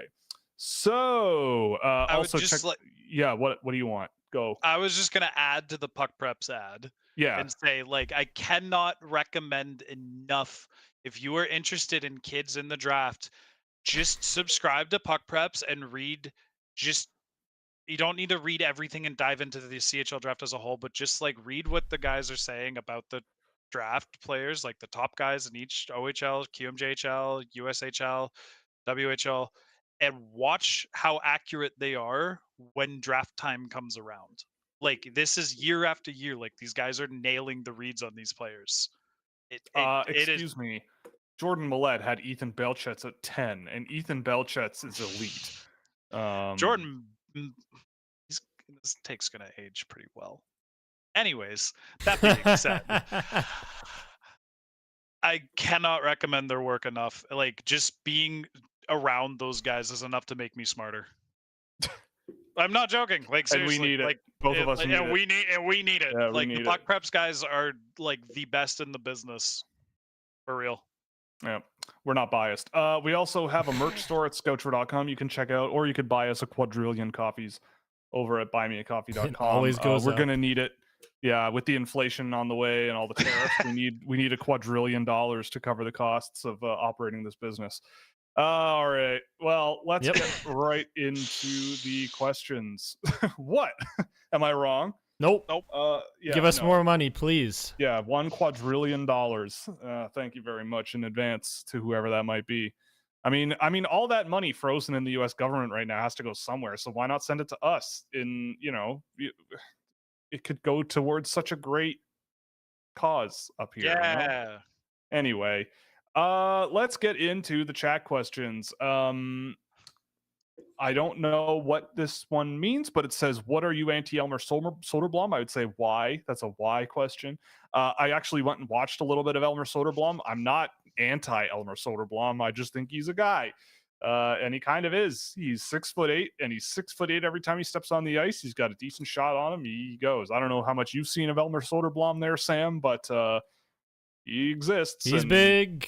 Yep, he's big. He's huge. And yeah, he got pushed around a lot more than I thought he would for a guy that tall, but he's I'd rather have him than Matthew Rempe. I'll tell you that on the ice. He is much less of a liability than Rempe is, and there's a bit more offensive pop there. But anyway, what do we think about the first line center, Yuri Kulich in Buffalo? Is he or soon to be a top 6 player? I mean, I did not have that on my card. I always thought he was more of a middle 6 or third line center, if not maybe a second line winger that scores on your power play. I don't know how long it'll last for him at first line center, but I mean, he's a guy who is on pace for, I think, a 20-goal season in pretty limited use. I don't know. What do you remember of Yuri Kulich from his draft year? Because he's kind of what I always thought he was, and I never thought that would be a first line center. Always I feel like the pretty near consensus read on him towards the end by like everybody he was a, as you say, meat and potatoes style, but like high pace version of that. Didn't like get too fancy, but just kind of knew how to play good, straight, direct hockey, move the puck. Wasn't, and he was just a good goal scorer and kind of like I also thought like he could become quite the pesty presence. I don't This first line stuff kind of caught me off guard when you mentioned it to me before the show. I was like, huh? It just seems like they're blending lines. and Yeah, trying I to feel like figure this is out more like stuff. a experimental thing, but kudos to Coolidge and everything that he's done since his draft. Like he's just, he's killed it. Yeah. And I will say, I remember him just being very solid. Like that was the word that came to my mind when I thought about Yuri Kulich. Insane shooter. Yes, I remember that. solid Just and Yeah, can like the shoot. shot Insane is shooter. You know what he screamed to me? The perfect Seattle Kraken player. Yeah. Yeah. Yeah. Yeah. No, I'm with you on that. Still waiting on that Scouching coin or Scouch coin. Can't believe Trump has one and not you. That's true. We need to get on that. We need to get on the fart coin train and start farting out You some want to shit make coins. a cryptocurrency? Yeah, I'm sure it'd go. Yeah. I'm sure it would moon, bro. It would moon, and then we'd all get chicken tendies until the cows came home. Let's make Wall Street bet spots. Yeah, we're gonna make bots that I. We're gonna mint so many coins, bro. It's gonna be so sick, bro. Yeah, Yeah. We're gonna be sipping champagne on our chartered flight to LA for the NHL draft this year. It's gonna be sick. Yeah. Yeah, it's And gonna then be we'll so make sick. coins associated with all our favorite draft prospects. And whether we like the player or not, that will determine their stock, their value. Yes, exactly. We're gonna basically utilize name, image, and likeness rights, but Not tell totally anybody. illegally, and not tell anybody, and just make a ton of money, and scam because that's the way life is these days. Get your Matthew Schaefer NFT. I'm the best player in the draft. Exactly. Yeah. Yeah. Coming to NHL Breakaway in 6 months. Oh God. Anyway. We're working on it. To answer your question, we're working on it. We're hiring our 20-year-old computer engineers. We're just gonna to help make us out. we're gonna make our thumbnail designer Rayanne learn how to do this stuff because he's the grunt for all of us. That's true. Yeah, he's the runt in all of this. He does all the things we need him to do. Well, on that note, let's continue. Which defenders do you think Mike Greer will be looking at with Dallas's pick? Sacha Boumedienne and Charlie Treadaway come to mind because of the BU connection. Well, I mean, it's a good point because Mike Greer has indeed dipped into the Boston University world many times now for multiple reasons. If I had to make the choice between the two, I'd go with Boumedienne. But at the same time, I would probably not take either of those guys in the first round personally. I don't know. Boumedienne, maybe if it's like Dallas wins the Stanley Cup or something and it's 32nd overall and a guy like Potter's gone, like, he's fine. Like he's fine. Like I feel like I probably should have distinguished him a bit earlier from some of the other defenders as well. Like I kind of like him. He's a pretty nice skatey boy who's pretty unrefined, but not in a bad way. Like, you kind of could take him a number of directions, I guess. That's the thing. Like, he's got a bit more room to work with, and you can kind of see the path to what he can be in a high-end role, like a minute role, like a second pairing guy. Like, you can see how someone can sculpt that path for him, given his tools and kind of where he's at with it. Yeah. You don't get that with some of the other defensemen. Yeah. Particularly Trethaway. Yeah. Kale, someone mentions we've got a bunch of comments about the Luka Doncic thing. It's like trading Cale Makar for JT Miller. I do like, someone mentioned that they liked the Makar for Hedman comparison. I that kind of clicked in my head as well, which is pretty nutty. Matthews for Stone. Yeah, Matthews for I Stone. see that one too. Like, yeah, I could see that. That's another really good one. Yeah. Oh, here we go, Yes. AJ. Now it's your time to shine. Yes, it is. Sam's looking handsome. AJ could never. Well, we have a treat for you, Buttery Spread. You're an avid viewer of the show, so we went out of our way just for you. Yep. And AJ, take it away. I don't know how you want to do this. Oh, I'm but we just have gonna a present. fade. I'm just gonna fade to my face. Here I am. See, I'm alive. I exist, and I'm more handsome than Sam and Will and Tony. It's just the truth. So He's not an avatar. Who would have thought? no, I'm not an avatar. He's not an avatar. He's a real person. He's a real boy. Yeah, I'm a real boy. I'm a real boy. I'm a real boy. But now I'm gonna send you back to the stream so I can stop. So I can stop looking at this camera so intensely. All you right? even put your face over the entire window there, eh? Yeah, I did because I'm that important. Wow, great. And now we're back. Wow. All right. Well, yeah. Hope you got your fill there, but if not, he'll be back hopefully one day. David Phillips. Is this another 2004 born guy? Yeah, Daniil Shippen. Sam, what do you know about Fakal Yamal Salakard? That's a name. David, why do you do this? Because Why do you do this? This is the leading scorer of the NMHL that you're talking about. This 2004 born leading scorer of the second division of Russian junior hockey that you're talking about. So choose your words carefully, son. And I'm sorry, who is this again? Daniil Shippen. Shipping up to Boston, shipping up to Vladivostok, you know? Of course. That's what we're dealing with. David, my thoughts are that I am banned. I'm very impressed with your dedication in finding these players because Fakal Yamal Salakard never cease to amaze me. I thought you said a swear word. As when someone you who is used to finding prospects too, like niche guys, like man, you are 10 out of 10. This is going to be like the opening way of finding job in the CIA or something. Fakal Yamal Salakard sounds like a pretentious movie producer in Hollywood who like wins an Oscar for like best cinematography or something. That's where my head always goes. Not a hockey team in wherever. I guess Salakard. I don't know. Is Salakard a place? Let's see. This team is in. It can be. It can be. Yeah, Salakard, Russia. That is a place. There you go. Well, you learn something every day. Thoughts on Dmitry Bichelnikov?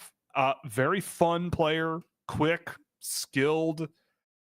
I will withhold any NHL predictions until he comes over at some point. I always have found him very entertaining. He's very, very quick. He's one of those stick handle in a phone booth type guys, but the physicality and the speed of the NHL is a different story, but we'll see. He's been quite good, though. I don't know, Sam, have you seen much of Bichelnikov or no? Not lately. All right. Not enough to comment accurately. Yeah. Sorry.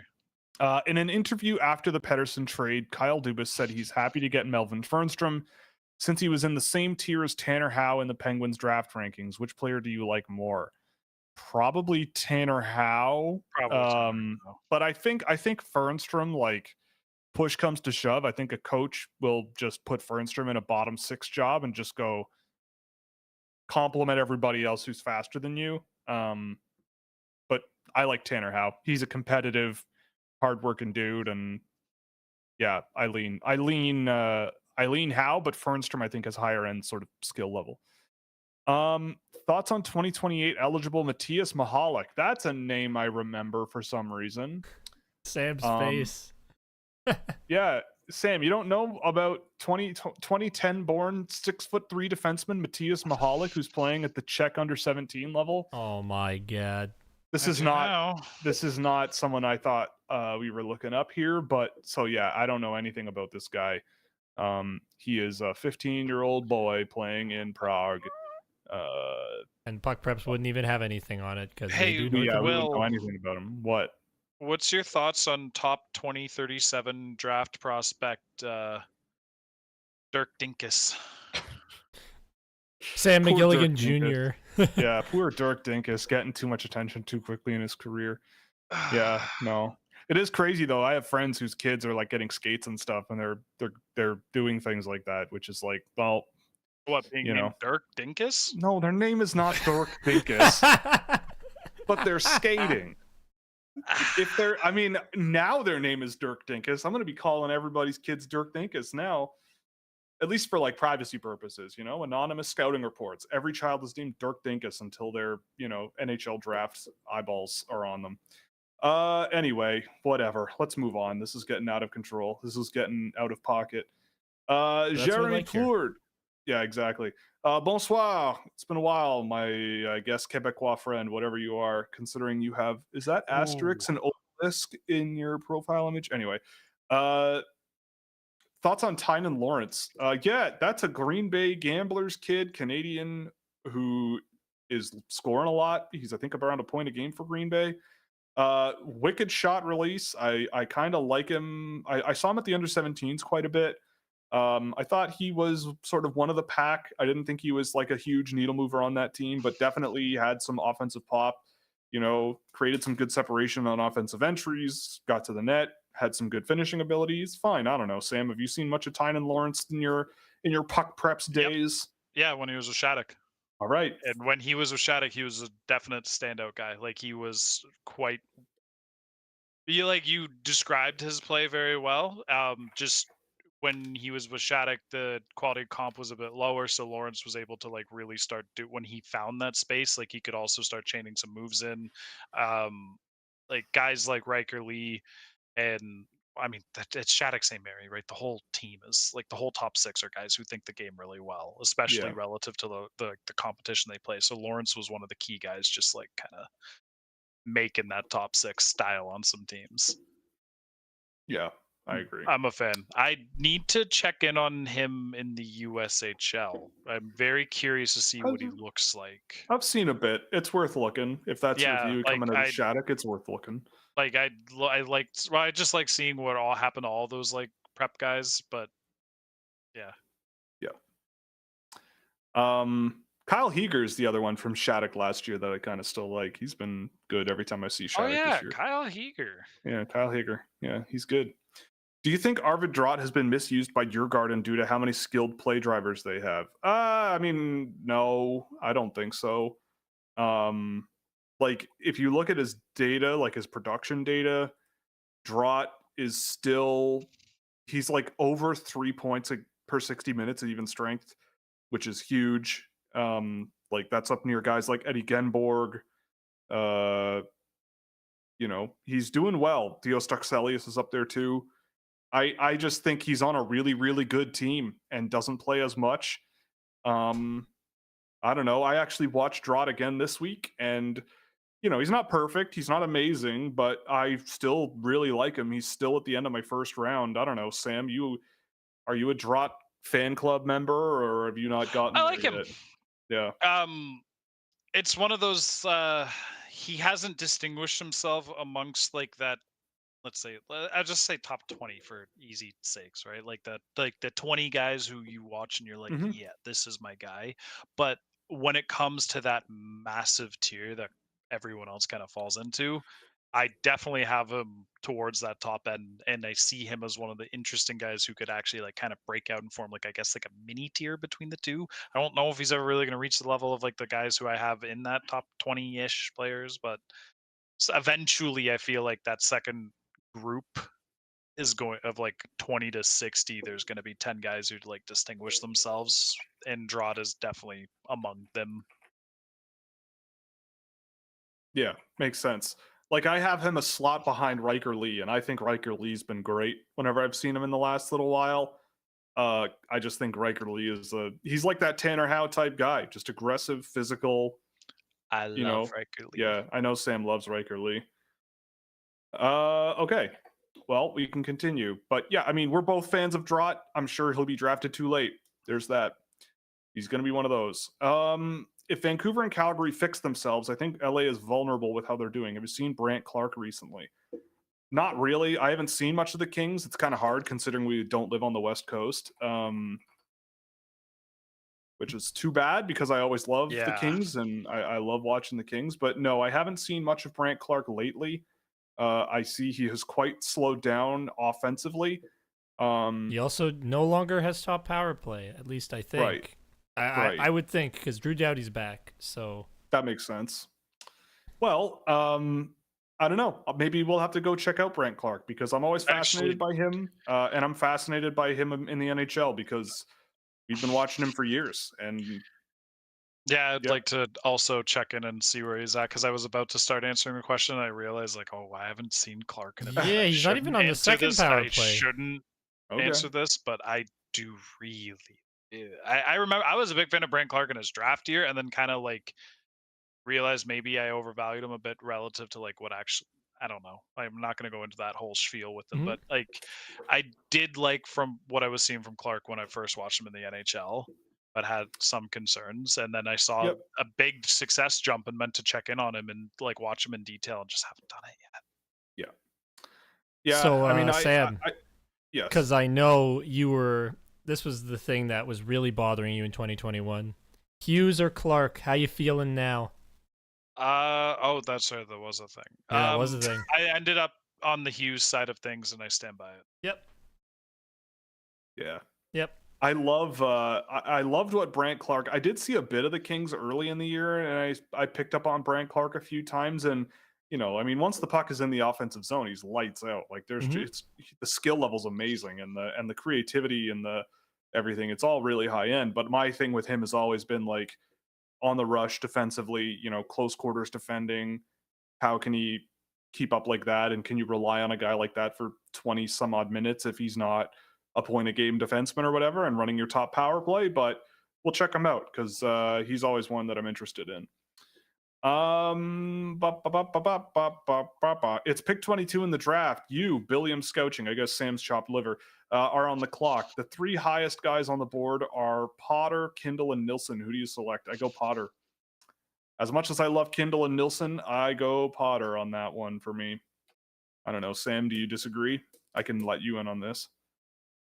No. No? But I wasn't asked, so it doesn't matter. Yeah, that's true. You're not allowed. Well, Which you junior already player? said. Yeah, If that's Colin true. Potter is there, just take him. Yeah, that's true. Oh, this is true. I did say it. Yeah. Oh, Yeah. takes the zing out of that. Here's a good one. Which junior player who hasn't played in any pro level so far would you like to see play against adults? I'm going to assume that means like AHL if they're from the CHL or something. So this isn't draft eligible. We're talking like all.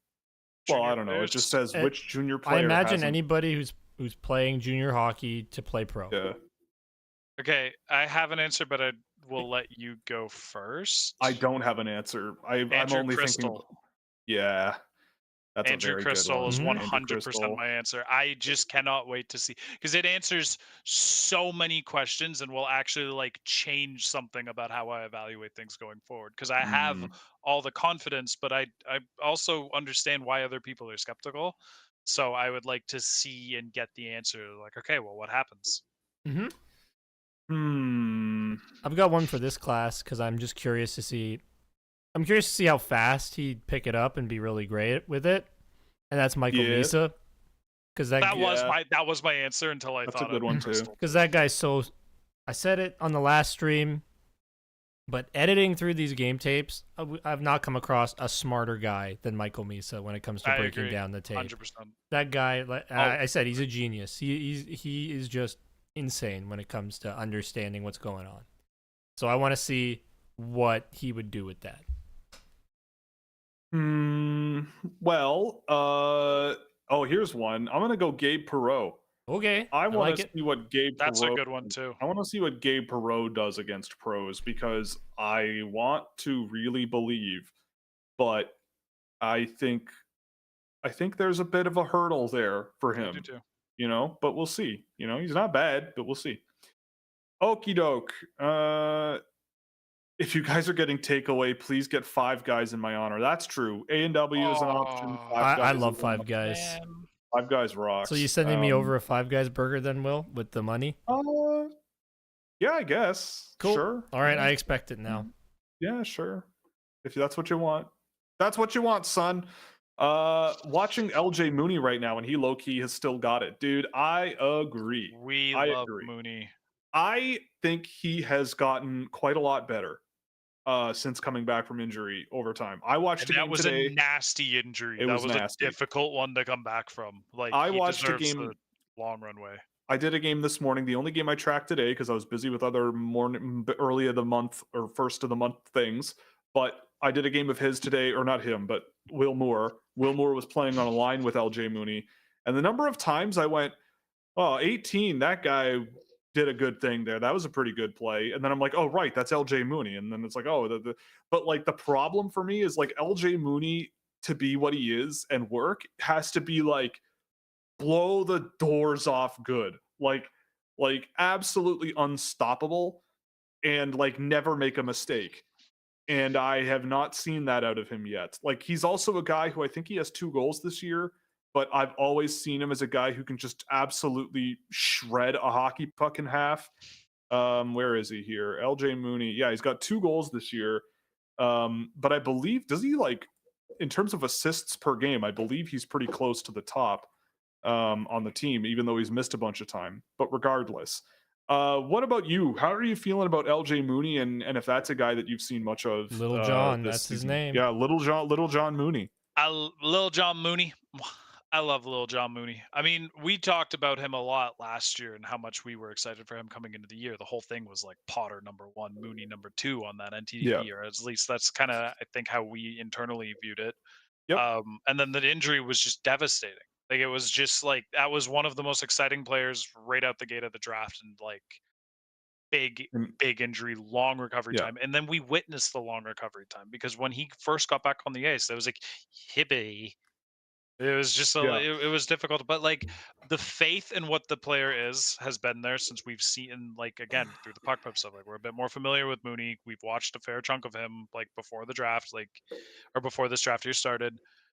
Um, I'm still extending him a very long runway of faith. I haven't checked in with him recently, actually, so I can't really speak to where he's currently at. But while I agree with your sentiment that, like, for his style of play versus his frame and current tools, he's kind of got to be like 100%, like you were going all out, rip the Hmm. barn door down every single shift. But he does kind of want, like, that's the energy he does want to play with. He's like, he wants to play that high pace, in your face, like just grind the puck away. We had little conversation where we weren't talking about how he wasn't like as skilled as him, but like we saw little bits of the Logan Stankoven and the Teddy Stiga archetype within his game. There are pieces of it that's there. And I think like if he, we hope that he leans into that fully. I don't want to say too much more beyond that because like I said, I haven't seen his current like last month of play, and the last time I checked in, he was still looking a little rough. So I have a question. On I my in my damn tracking data, in hits per 60 minutes at 5-on-5, where do you think LJ Mooney slots in? Hits. Hit. it. I'll mention a player if they have like not a great sample to this point for one reason or another, but I'll be reasonable here, and it's pretty clear where he slots in. Fourth. Close. Third.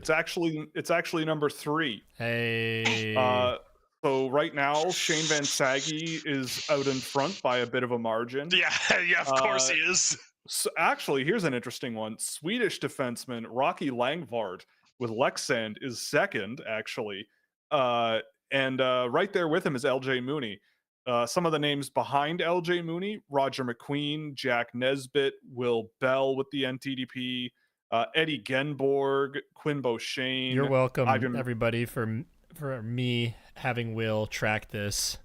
Ivan Ryabkin, Carter Amico. So yeah, LJ Mooney is up near the top of that group. He's a freight train. He's a little freight train, but it's still he's on the tracks. He is doing what honestly, like, I think it would be a mistake for NHL teams to doubt him past a certain point, right? Like, I don't know if he'd be the first, maybe not the second guy I'm drafting in a draft really at all, but if it's like the 3rd round and I'm looking at who's on my list and I'm kind of going, oh, I mean, we took 2 guys we really, really liked and really, really believe in and think are going to be great. Why not? Why not? Yeah, why LJ not? Mooney. Let's see. And it may very well be that ends up being something that happens in the 5th round or 6th round. And at that point, like, whatever, take Easy. the chance. Who knows? Easy call. Yeah, so we are still believers in LJ Mooney, and I was a bit off the bus for a little while, but I still see it every so often. I'm going, yeah, but. Are there any Belarusian names worth knowing this time around? I mean, for me, no, but I saw David Phillips respond with a name that I'd never heard of before. Anton We love you, Anton David. Anton Krupovets. So I'm gonna oh, it's a goalie. Okay, so it's a Belarusian goalie who is an 888 save percentage in the Russian Junior League this year. He's 19-4 though, so wins matter, so that's He David brings a coming through winning for us. culture. Yeah, David doing our job for us again. So I'll put him in my tracker. We'll see what pops out. Sam, if you were Chicago, what are you doing if you pick first overall? Well, I can't answer this. Sam, go for it. Well, if you picked Demidov last year, it's pretty easy take Matt Schaefer, but you didn't. So, personally, I think you go with. See, this is what I mean. Like, you can't lose between Misa and Hagen. So I'm going to say, personally, I think you should slightly go with Misa. I think Misa is a bit more of a play. Like, you already have the superstar forward, like the guy who will be the guy on the team for the next however many years, right? Misa is about as high end a complementary play. Complementary is so not the right word. What am I saying? Um, he's he would be an absurd second line center, but the difference between him and Hagens, I think, is the fact that if you ever wanted to, like, if Oliver Moore is the one who comes through and takes that second line spot, or someone else, like someone else does it Mm-hmm. and does it aptly. Misa fits with Bedard better than Hagens fits with Bedard. Not that Yes. Hagens and Bedard Yes. wouldn't be disgusting. I mean, yeah. But like Misa fits with Bedard a little better, as Misa doesn't need to command the puck the way that Hagens does and can create a lot of advantages off the puck. Like AJ said, like the dude is a genius. Like he's a genius. And one of my favorite things, what makes me like him for first overall, like in general, is just how well he can be the guy, but how comfortable he is just recognizing when it's time for someone else to take the puck, and he just needs to go make space away from the play, or just kind of like slide in between a gap off the puck and like bide his time. Like he's really good at like the being on puck for long stretches or being off puck for long stretches, but he's always valuable the whole time. And a guy like Bedard would thrive with that. Hagens wants the puck on his stick because he's disgusting with it. And that's completely fine that Hagens wants the puck on his stick. It's just like, if you take Hagens, you're kind of like, okay, that's 1C and 2C. That's fine. You don't lose in that situation either. So, you know what? Flip the coin. Be happy with whoever you get, but Misa's just a little more adaptable, and you already have the guy, right? Could you imagine at the draft, Kyle Davidson Watching them just like flip an actual coin, you just see Kyle Davidson like flip a coin and everyone's watching. and the Chicago And then he's like, Blackhawks are proud to select heads. Michael Misa. No, it's heads. Jackson Smith. Just completely out of left field. Roll a D20, see what comes up. Okay. What do we got? Aiden Foster thoughts. I saw this a while ago and I looked him up. I've never heard of him before, but he's got a lot of penalty minutes this year, so I'll look that up. So he must be good. Must be good. Will Felicio and Dakota Rayon Mullen. I mean, Will Felicio, I feel like could be a good college player. I've always felt that way, but I don't know. NHL's a high bar for him in my opinion, but Rayon Mullen, I honestly, he's a guy I've seen a bunch and I like him more every time I see him, but I still don't know what he is. Yeah, isn't he an interesting player? He's a good skater, He is, and every good. time I feel like I get an idea of what he wants to bring to the game, he does something different the next one. I'm like, huh. It's rare that it's rare that a player takes this long, or it takes us this long to find a player's identity. And this is not a conversation that's limited to you and I. I've had a conversation with a couple other people. The range of opinions on DRM is about as wide as it gets. Yeah, I mean, I think that he's got good tools. Like he skates pretty well. Right. He's got some skill, But it's like, is he going to be a skilled puck mover? Is he going to be a puck carrier? Is he going to be a defensive leaning guy? Is he going to be a power play guy? Like, what is he? Because I can't really point to a thing and go, well, that's going to be your job. I still don't have a clue, really. But I mean, I'll keep trying. You know, he's a decent player. I mean, at a certain point in this draft, he becomes one of the more impressive skating defensemen, and who knows what he becomes in the next couple of years. He's not playing a tremendous amount with Michigan. So over time, you know, I'm sure that'll change. I don't know.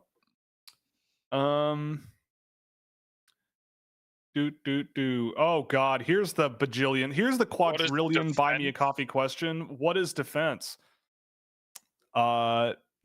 Defense is when you do everything in your power and capability to prevent the opponent from getting scoring chances. That's my version of it. Yeah. 'Cause sometimes you could be a great defenseman with a poo-poo goaltender and you lose games, or you could be a brutal defenseman with a great goaltender and great forwards, and you could look great.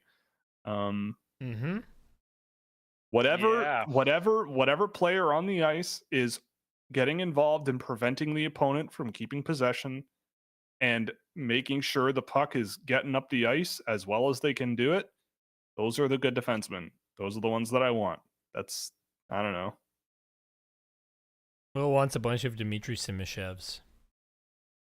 That would be a good team. It would be. Honestly, every time someone says Dmitry Simashev in my presence, I think of the clip of Simashev just flattening Matvei Michkov. Sima smash. I remember that clip like it's seared into my memory because I just went, oh, okay. Like, I'm pretty sure Michkov ended up horizontal in the air, like Sammy Kapanen style on that Darcy Tucker hit. Like, he was like horizontal, and that's not a good place to be when you're not on the ground. Sima smash. I know. It was like that hit I've mentioned multiple times when Andrew Strothman turned William Whitelaw into a Beyblade.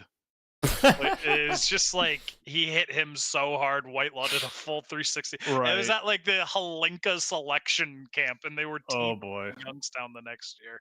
Nice. Yep.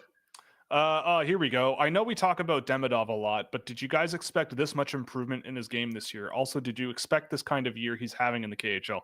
I didn't expect quite this, honestly, but I'm very pleasantly surprised. I am extremely happy about it. Well, yes, go ahead. Fancy man. Go ahead. Okay, Sam, tell us how smart you are. It makes me look smart. I agree with it. That's true. It makes me look smart. I agree with it. Yeah, I did. Kind of. I'm sorry. Like, the whole thing last year was like, it is ridiculous that he's not being given the chance to just hang out in the KHL for a bit, get used to it, and then start working his game in there. It was never a question. That's fair. Never once will you find at any point last year me being like, I wonder how he'll do. It was always like, it's a shame it's not working out that way, and I can't wait to see what happens when he's finally there. And he didn't get the ice time. That was the thing with the beginning of the season. Wasn't getting even 10 minutes a game. You're not in rhythm. You're not in the flow of the game. Like, it's a difficult game to play against pros, but like the talent, if I believe in the talent for what it was, the dynamic stick handling and the skating and like the holy what the F level of attack that he just did, like, it was like his mission to make sure players went home feeling bad about themselves. Like, and very few players have that type of presence. Yeah. You kind of do want to see a guy like that. If they're to actually do it in the NHL and have the draft pedigree they have, sure, they can be slow in their first year and still work out, but you want to see them just be a gunner like this. Like, I thought he was equal to Celebrini in every way. It was a 1A, 1B situation. We were talking about this earlier when we were on the phone, right? I was saying, like, it was a 1A, 1B, and you see what Celebrini's doing in the NHL this year. There's expectation that Demidov is doing his equivalent. So Demidov is better than Connor Bedard, is what you're saying, because that's what people are thinking about Celebrini now. I don't care about them. Like, I think the Celebrini over Bedard thing's gotten a little crazy, but I do love Celebrini to death. Like, I love him, and I love Demidov to death, and I think it is kind of like the KHL ain't made to stop guys like Ivan Demidov when he's on. When he's going. Yeah, I will say that after like Christmas last year, Demidov was a mutant. Like, So do an we need another absolute, video he was room a on freak. Demidov? Like, do we need a part 2? There's already a We could part 1. probably, honestly, we probably would have 100,000 subscribers on the channel if we did a Demidov video room every week, because Every day. Yeah. because Habs fans would just like go, because it's also like I always am honest in those videos, and Demidov is a spectacular hockey player when he's really cooking. And holy God, I mean, so as the year came to a close last year, I almost felt like I was going insane because people were kind of doubting Demidov, and they were throwing a lot of like questions at him, and like, well, what about this and what about this? And I'm like, well, you're not watching him, right? Like, you're telling Yes. on yourself, because if you watch him play hockey, it's like, yeah, I know it's a Russian junior hockey, right? But like, Who have you ever seen that does stuff like that? at the very least, in my mind, I was like, maybe he's not a dominant KHL guy right away. I could see that happening, right? If there's an adjustment period, he has a rough first half of the year, and then absolutely turns it on in the back half, or takes a step and gets more comfortable. And then the year after that, when he goes to the AHL or maybe jumps straight to the NHL, that's when he'll like really sort of figure it out and get to that level. But no, he just went, nah, you know what? Maybe around like November or October, maybe December, I'm just gonna, be sick, and you're never gonna be able to not play me ever again, and I'm gonna score 60 points in a year. That's what's gonna happen. The And here he demigod is. has awoken. Yeah. He's sick. I will never forgive the Chicago Blackhawks. I will never forget the Columbus Blue Jackets. Well, you will. Yeah, I wonder why. I will. I remember in Will's mock draft too, he said, I think this is going to happen. I think he's going to go to Montreal. And Sam was like, I don't know. I don't know. I was hopeful. One of my favorite moments of 2024, honestly, I swear to God, I was at the draft in Vegas. And Sam was watching he was sailing the seas of cheese and listening to the draft, or watching the draft, but through seas of cheese methods. He was cheesing the draft. And so he was quite a ways behind. But I was live. I was there, and I saw Celine Dion do the whole thing. So I knew Ivan Demidov was going to the Habs, and I was on a Discord call with Sam at the time.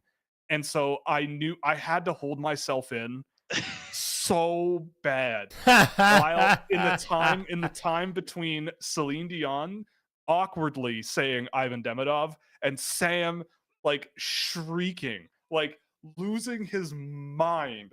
And like that period of time where I just went, look, Will, you talk a lot and you yap for a living. Shut up for like 10 seconds here and let Sam have his moment.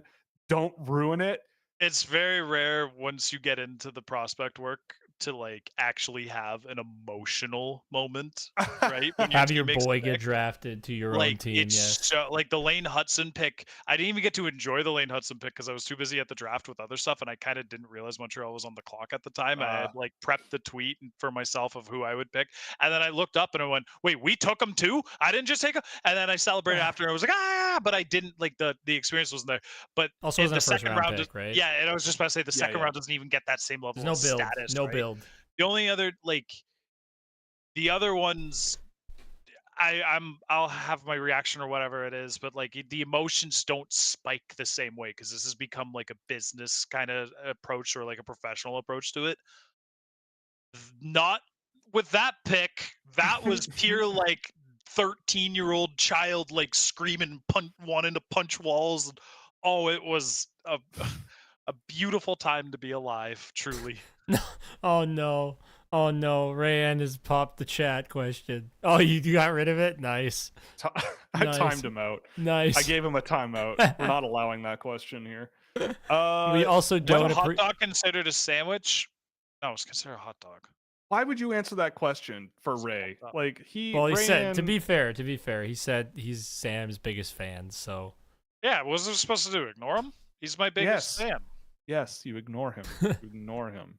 Anyway, when would you take what? Because Evan Bouchard is the only thing that Rayan actually idolizes. It's true.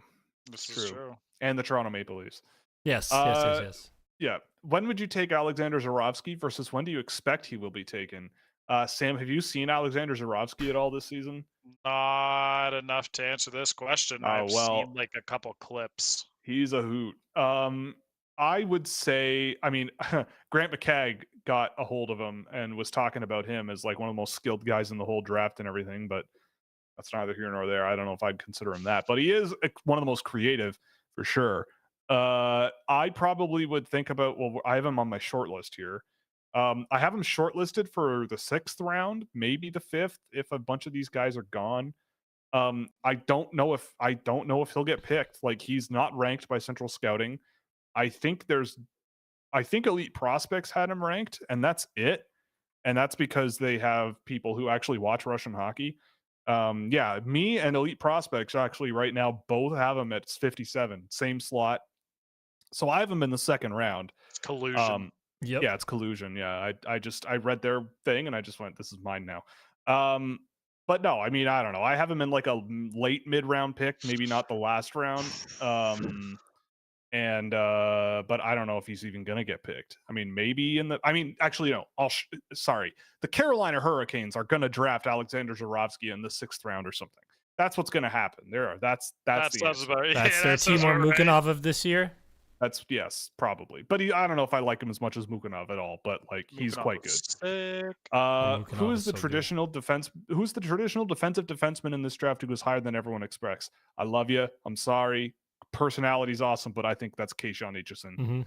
Mhm. He's gonna play. He's gonna play games. He's gonna be a role player. He's gonna do a thing. Yeah, But I think that's to answer the question. I think that's what that answer is. Last time around, you said Ben Kindle's the ultimate boomer bust prospect of the draft. Who's the ultimate safe pick Ooh. for high floor and low ceiling? Ooh, Dane YA? No. Ultimate safe pick. So yeah, Michael Misa. Yeah, I mean, yeah, Michael Misa, but like low ceiling. Oh, low What's your ceiling. Okay. What was your instinctual answer? Yeah, what did I just say? You said Danoye. Yeah, I said Dane YA. That's a pretty solid one, I think. I mean, I feel like Ben Kindle was a bad answer for ultimate boom bust. I'd say Cam Schmidt, probably. Yeah, I thought that's where we went. I thought anyway. But regardless, safe pick. I mean, Radim Murtka. Like I was going to say Murtka as well. Yeah, I find it hard to see Radim Murtka not being something. But I don't Murtka think actually has a ceiling. Yeah, I do think Murtka. No, I disagree. I think Murtka does have a little bit more of a ceiling to his game. Because I think he's the type of like, not in a flashy sense, but because of his frame, I can see, like, if he's playing 22 minutes a night and he's not costing you anything, is that a low ceiling player? That's a stable, like, rock solid top 4 guy. That's not low ceiling. I was thinking Shane Van Sage. Oh yeah, Van Frondell's I wouldn't put Frondell under low ceiling either. Van Sage, yeah, that's a good one. Yeah, I'd get behind that. Favorite boomer bust Swede. Can we say Michael Sverchek? I was gonna Can we say Michael Sverchek or Milton Yastreen maybe? Oh no, Theo Stuxelius is another one. I think Theo Stuxelius is a big boom bust guy. Yeah, Stuxelius is a good one. Yeah, lanky, skilled, but slow and a bit clunky, but getting better. But I still want to say Sverchek. Yeah. All right, boys, we got to pick it up just a tiny bit. We got to get through this. Let's do this. Got to, what was this about? Francesco Del Elci as a re-entry. I wouldn't do it personally. I think he's fine. Where do you think Joe Henry's going to go in the draft? 14 first overall, baby. Just like he did in the Royal Rumble. When are they going to say his name? Probably, 14. For Sam, would you say Makar from? Oh, we did that kind of. Thoughts on Jeremy Loranger? Or was he? No, he was 15. Never mind, he was 15. Oh, okay. I'm bad.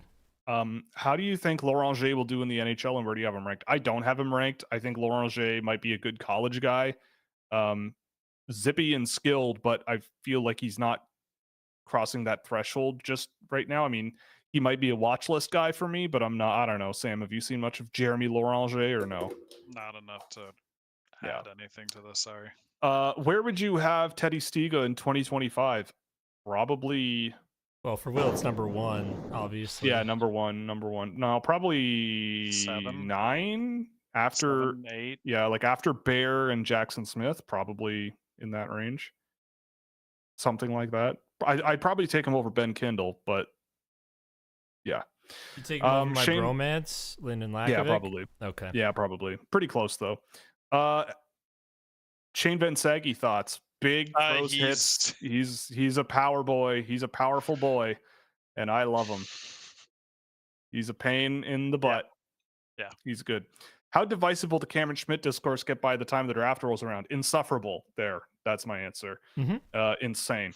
Do we think Kirill Marchenko will be close to a point per game forward, or is this season a flash in the pan? I mean, I hope so. I think so. Like whenever I watch Columbus, Marchenko's the guy that's jumping off the TV screen. On IR now, I think. Well, yes, but long term. Yeah, long term though. AJ, is your first name Alfredo by any chance? Because you look insanely Italian. Yeah, yes, it is. Yeah, the stereotypes exist for a reason sometimes, you know. Would AJ like? Oh, I love this one. Would AJ like Lascelles to get traded to Toronto so he could get a front row seat to him not playing in the NHL? Well, I already have that, so yeah. I don't need it. I don't need it in my hometown. That's true. But you know what? He'd be great. He's kind of what he could be the jam and really be really fun for that team. This is a good one. Which town that plays in the Eastern Conference of the KHL would you most like to visit?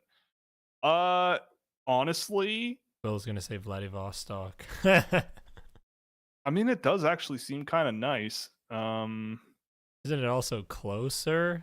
Maybe not though. No, it's on the East Coast. Yeah, but Khabarovsk is also kind of nice, I think. Yeah, like where Amur plays, Khabarovsk is kind of cool. But yeah, Vladivostok is like a port city on the East Coast, isn't it? Yeah, no, it is. It's the. But I'm thinking like, closer to here. How do flight paths work when you go like that far east? Like, would you not just go west from? No, you go over the Arctic. I think. I was gonna say you go north. I think you go when I flew to Russia. I think when I flew to Russia in 2005, I flew over the Arctic because I remember looking out the window and I could see the ice sheets because I went in February. Russia in February, it was insane. But why would you do that? I was on a cultural exchange mission. So. Oh damn! Like in high school? Yeah, I was in the school band and I was pretty good at it. So they sent me and a bunch of other people to Russia, and we played with a school band in Russia. And that was probably way better than you. Yes. So much better. They were so much better. Of course they were. They were absurd, and they were so weird. It was a weird. Russia is weird. It is a weird place. If the world were a just moral world where everything made sense and nothing was crazy, St. Petersburg, honestly, one of my favorite places in the world. I thought it was awesome and beautiful and wonderful, but I wouldn't go there these days. But it's great. If you ever get the chance and it makes sense, it's worth going to. But yeah, I'd probably say Vladivostok or Khabarovsk. You know, they seem kind of nice. Spend some time at Sopka Burachka. You know, be a fun day. What's your confidence level in Sam Dickinson being a true number one, and should the Sharks just take Schaefer? If not, then who are the top guys would you like to see join San Jose? I don't think Sam Dickinson's going to be a number one guy. I just don't. I don't. And I don't like Dickinson more than him. Second pair, yeah, maybe power play, whatever. But, I mean, if I'm San Jose, like, I don't know. I guess Schaefer's the guy. If you're one, like you've got Celebrini, you've got Smith, you've got Eklund, you've got this and this and this, and maybe but like, I don't know. I guess Schaefer is the guy, but because they also don't really have another like high end defense guy. Yeah. But could you imagine if it's like Michael Misa and they move Will Smith to the wing? Yes, Michael Misa with Will Smith on the same line would be terrifying. Or James Haggins and Will Smith, just terrifying. Well, as someone else wrote in a comment very shortly after, Misa, Chernyshov, and Smith. They didn't mention Smith, but Misa and Chernyshov through their little OHL connection. Right. Yeah, that's true. I forgot about that. I had a lot of talk about that. Can Dane Noyer fall to the Habs pick? No. At this rate, I'm fully Please, expecting Gainweye to be no. top 7. Like I get the feeling if he goes to the U18s, which is maybe, and he scores a bunch of points, which he probably will, he's gonna go like 4th overall or something, and I'll just have to deal with it. That's just how it's gonna be. So I would be stunned if he made it all the way to the middle of the first round, but maybe I don't know. I don't know if this is a lot of Sharks talk. That's okay. I I like the Sharks. Yeah, it's true. I know I brought Denver Barkey up the last time Sam was on the show, but he had one shift the other night where he threw 3 hits on the same shift and got punched in the face for it. Yeah. Dude, I love him. He's so fun. That is the Hey, most Brendan Gallagher thing I've ever Hey, heard. I you continue that this is a fair comparison. there's one more line in that comment. He is so fun. Yeah, he is so fun. Yeah, he is fun. I He's love Denver Barkey, unbelievably man. Fun. Like, I hope he works out because I hope Flyers fans think get he the will. chance to see that guy just be such a jerk. Him and Travis Konechny, right? Like, hey Travis, here's Denver Barkey. Get a room for camp and teach him everything you know. And I think Flyers fans would benefit greatly from that arrangement. Yes. Because I love Denver Barkey. I love guys like Denver Barkey. I've been watching him since he was like 16, and I think he's great. So I'm pulling for him. Yes, 100%. What is your dream meal? But you have to pick different cuisines for each course. Example: Italian main course, French side, Chinese side, Mexican dessert. Oh boy! Can I just have a buffet of all great foods because I love them all? I am gonna go Mexican main course for me. Whoa, okay. Mexican definitely crossed my mind. I'm gonna go Italian starter. Okay.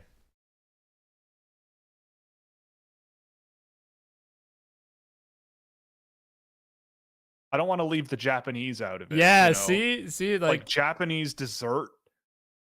But I'm trying to think of like I love Japanese booze. Like, love it. if I'm like sake, I love it. Hot sake. Yeah, like sake or I mean even Korean like soju or whatever. Like I love that stuff. So maybe I have but then I'm having like sake with a burrito. That seems a little weird. Or sake and a whatever you get at a Mexican restaurant. But man, this is so hard because there's so many great foods. Definitely not like a cheeseburger. I'm not doing that. No. I went out for Italian food in Toronto on Saturday, and it was, oh my god, it was so good. It was my mom's birthday. Ask afterwards. Where'd you go? I went to Tutti Matti on Adelaide downtown, and it was delicioso. It was the best. Italian food's my favorite. But I mean, Italian food is like biased. really, really good Italian food is like incredible. What did I have? We do homemade here, so. Well, we know. Because I'm a real Italian, okay? This is my culture, okay? That's who I am. Hey, I'm walking here. You know, like, yeah. Anyway, I've never heard an Italian say that. I know. Me neither. I don't even think Dustin Hoffman, when he said that, was playing an Italian. But anyway, not a question, but Ryan Hartman got suspended 10 games, which is well-deserved. Yeah, that was pretty greasy. I don't know if you guys saw that play, but that was pretty gross. I should probably answer the meal stuff, but it's hard. Oh, okay. Italian, main, Chinese side, Mexican dessert, and Greek side. Greek side. Greek's good, but you know what? Interesting. I think Middle Eastern food is just better Greek food. That is also a good point, but terrifying to think about. But I see where you're coming from. Yeah, I kind of get it, but I'm still going to stick with my answer there. Okay. I do want to try more like Arabic food. I feel like they know how to do things. It's great. Like, I have a lot. Like Arabian, Persian. More into that. Okay. Like I don't know, like a lot of lamb, and yeah, like I'm big into that, but I've never really dug myself in there too deep. But I'll go Italian main. Yeah, definitely. I love Mexican, so we'll do Mexican side. I love Indian food too. I really love Indian food. Yeah. Does butter chicken count as a side or is it a main dish? I want to be greedy. You're not a sog guy. You're not big on the sog. Not a sag paneer guy? Yeah, no. But I like what's the other one? It was gonna take too long. I'll think of it. I'll keep thinking, but we're gonna keep moving on. I did have Somalian food in Columbus, and that was awesome. It almost blew my head off with how hot it was. We'll but do it was Japanese awesome. side as well. Yeah. Anyway, yeah, Ryan Hartman got 10 games, blah, blah, blah. What do you think of the IIHF reviewing whether or not to reinstate Russia or Belarus? I mean, I don't really know how I feel about it, to be honest. That's a loaded.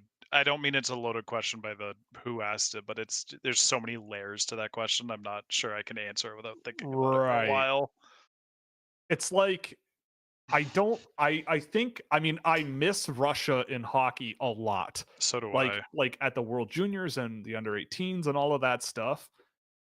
And I mean, there's like a whole can of worms there of like where other countries are going, particularly with how their foreign policy is being enacted that might piss off a lot of people. Like, I don't know, maybe the three of us in a particular place close to the border of a country that doesn't shut up about wanting us to be part of them, right? Like, that's tricky. I don't know. Maybe really... we should ban the United States too at this rate, right? Like, I don't know. Like, take that, Austin Matthews. Yeah, I know, right? Hey, but now. like, I don't know. What do you? It's a tough question, right? Like, it is a tough question. When you think about it, like removed from the geopolitics, like I feel for the kids, obviously, it's a huge exposure. It sucks yeah. for them, like objectively sucks for them, and it's not really fair to them at all. Yeah. But like there are things larger than hockey, and it's difficult to take a stance like this because it can come across as culturally insensitive or xenophobic or just full on racist. And it's like it's difficult because like I don't think any of us are truly educated in all the factors that one needs to be educated in to truly answer this with the care it deserves. Yeah. Okay. And also, I don't think there's a right answer, honestly. And That's if you know, right. And if you think you know the right answer, you're probably wrong. You're probably very wrong. You're probably very wrong, and it's not that simple. Okay, let's race through the rest of this here. I hope the Blackhawks take Schaefer. Yeah, that'd be kind of cool too. Not a Habs fan, but it's scary what they have brewing with Hudson, Dobish, and Demidov. Yeah, that is kind of scary. A hot dog is not a taco. A hot dog is a hot dog. Why can we not just live in a world where a thing is a thing? If a thing is not another thing, then you can't call it that thing. It's not a taco. A hot dog. I feel like a hot dog is more a taco than a sandwich. Do you put ground beef? Why are we giving this any more creative, like any more air? But like, okay, so if you put chicken in a taco instead of beef, is it suddenly it's not a sandwich? Let's move on. A hot dog is a sandwich. Move on. See, look at what this guy does to us. Look at what he does. Me? No, Rayan. No, not you. Rayan, he started this. Does Kasper Halttunen have enough juice outside of his shot to work in the NHL? Well, he'll fight and he'll hit, so he'll get a chance. What is the difference between Berkeley Catton in his draft year and James Hagens this year? I mean, Catton is a lot more of a. I mean, they're actually a bit of similar players. I saw this and I was trying to think about it, and then I realized I think Catton's a little more dynamic with like his pace of his play, but Hagens thinks a little quicker and just does things quicker and has a little tiny bit more skill. Yeah. Is Dane Noyer French Canadian Marco Kasper? I mean, pretty much, but I don't know if I like Dane Noyer as much as I liked Kasper back in the day. I don't know. I thought Kasper's finishing ability was a little better, at least shooting wise, than Dane Noyer, but I see where that person's coming from. Yes. We just got Max Westergaard in all caps. He's interesting, I guess. Apparently Levshinov got called up by the Blackhawks. Oh God, I need to see this. What? Why? I mean, I guess they have nothing to lose. Like, just they called him up. Oh wait, no, they did. I mean, I don't know if they did or not, but let's see. I need to find out. Artyom Levshinov. Are they gonna? Oh, only for it's the AHL All-Star break, so they called him up for that so he could get practice. So I don't they don't expect Okay. they said they don't expect him to see any game time. So they're just calling him up to practice. That makes more sense. Okay. All right. I think that's it. What are your thoughts on Torrey Pittner? I mean, he's fine. I guess he's like a good insulator. That was my always read on him. Like he sits back and simple. Anyway, all right. Well, I guess that's gonna be it. Sam, let's get you out of here. Do you have any final thoughts, final rants, anything you want to get off your headset? Or yeah, Luka Doncic being a tube? Laker is stupid.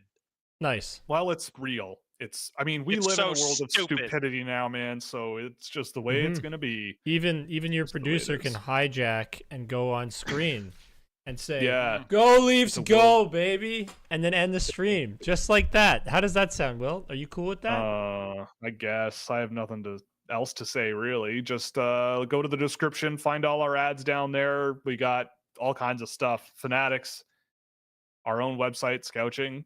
That would really be great. If you could help us out there. Puck Preps, help Sam and I out. Help us pay for the A&W and the 5 guys we're going to be getting over the next little while. What about me? Well, you'll get the scraps. I don't finish all my French fries. No, okay, I'm hijacking the stream then.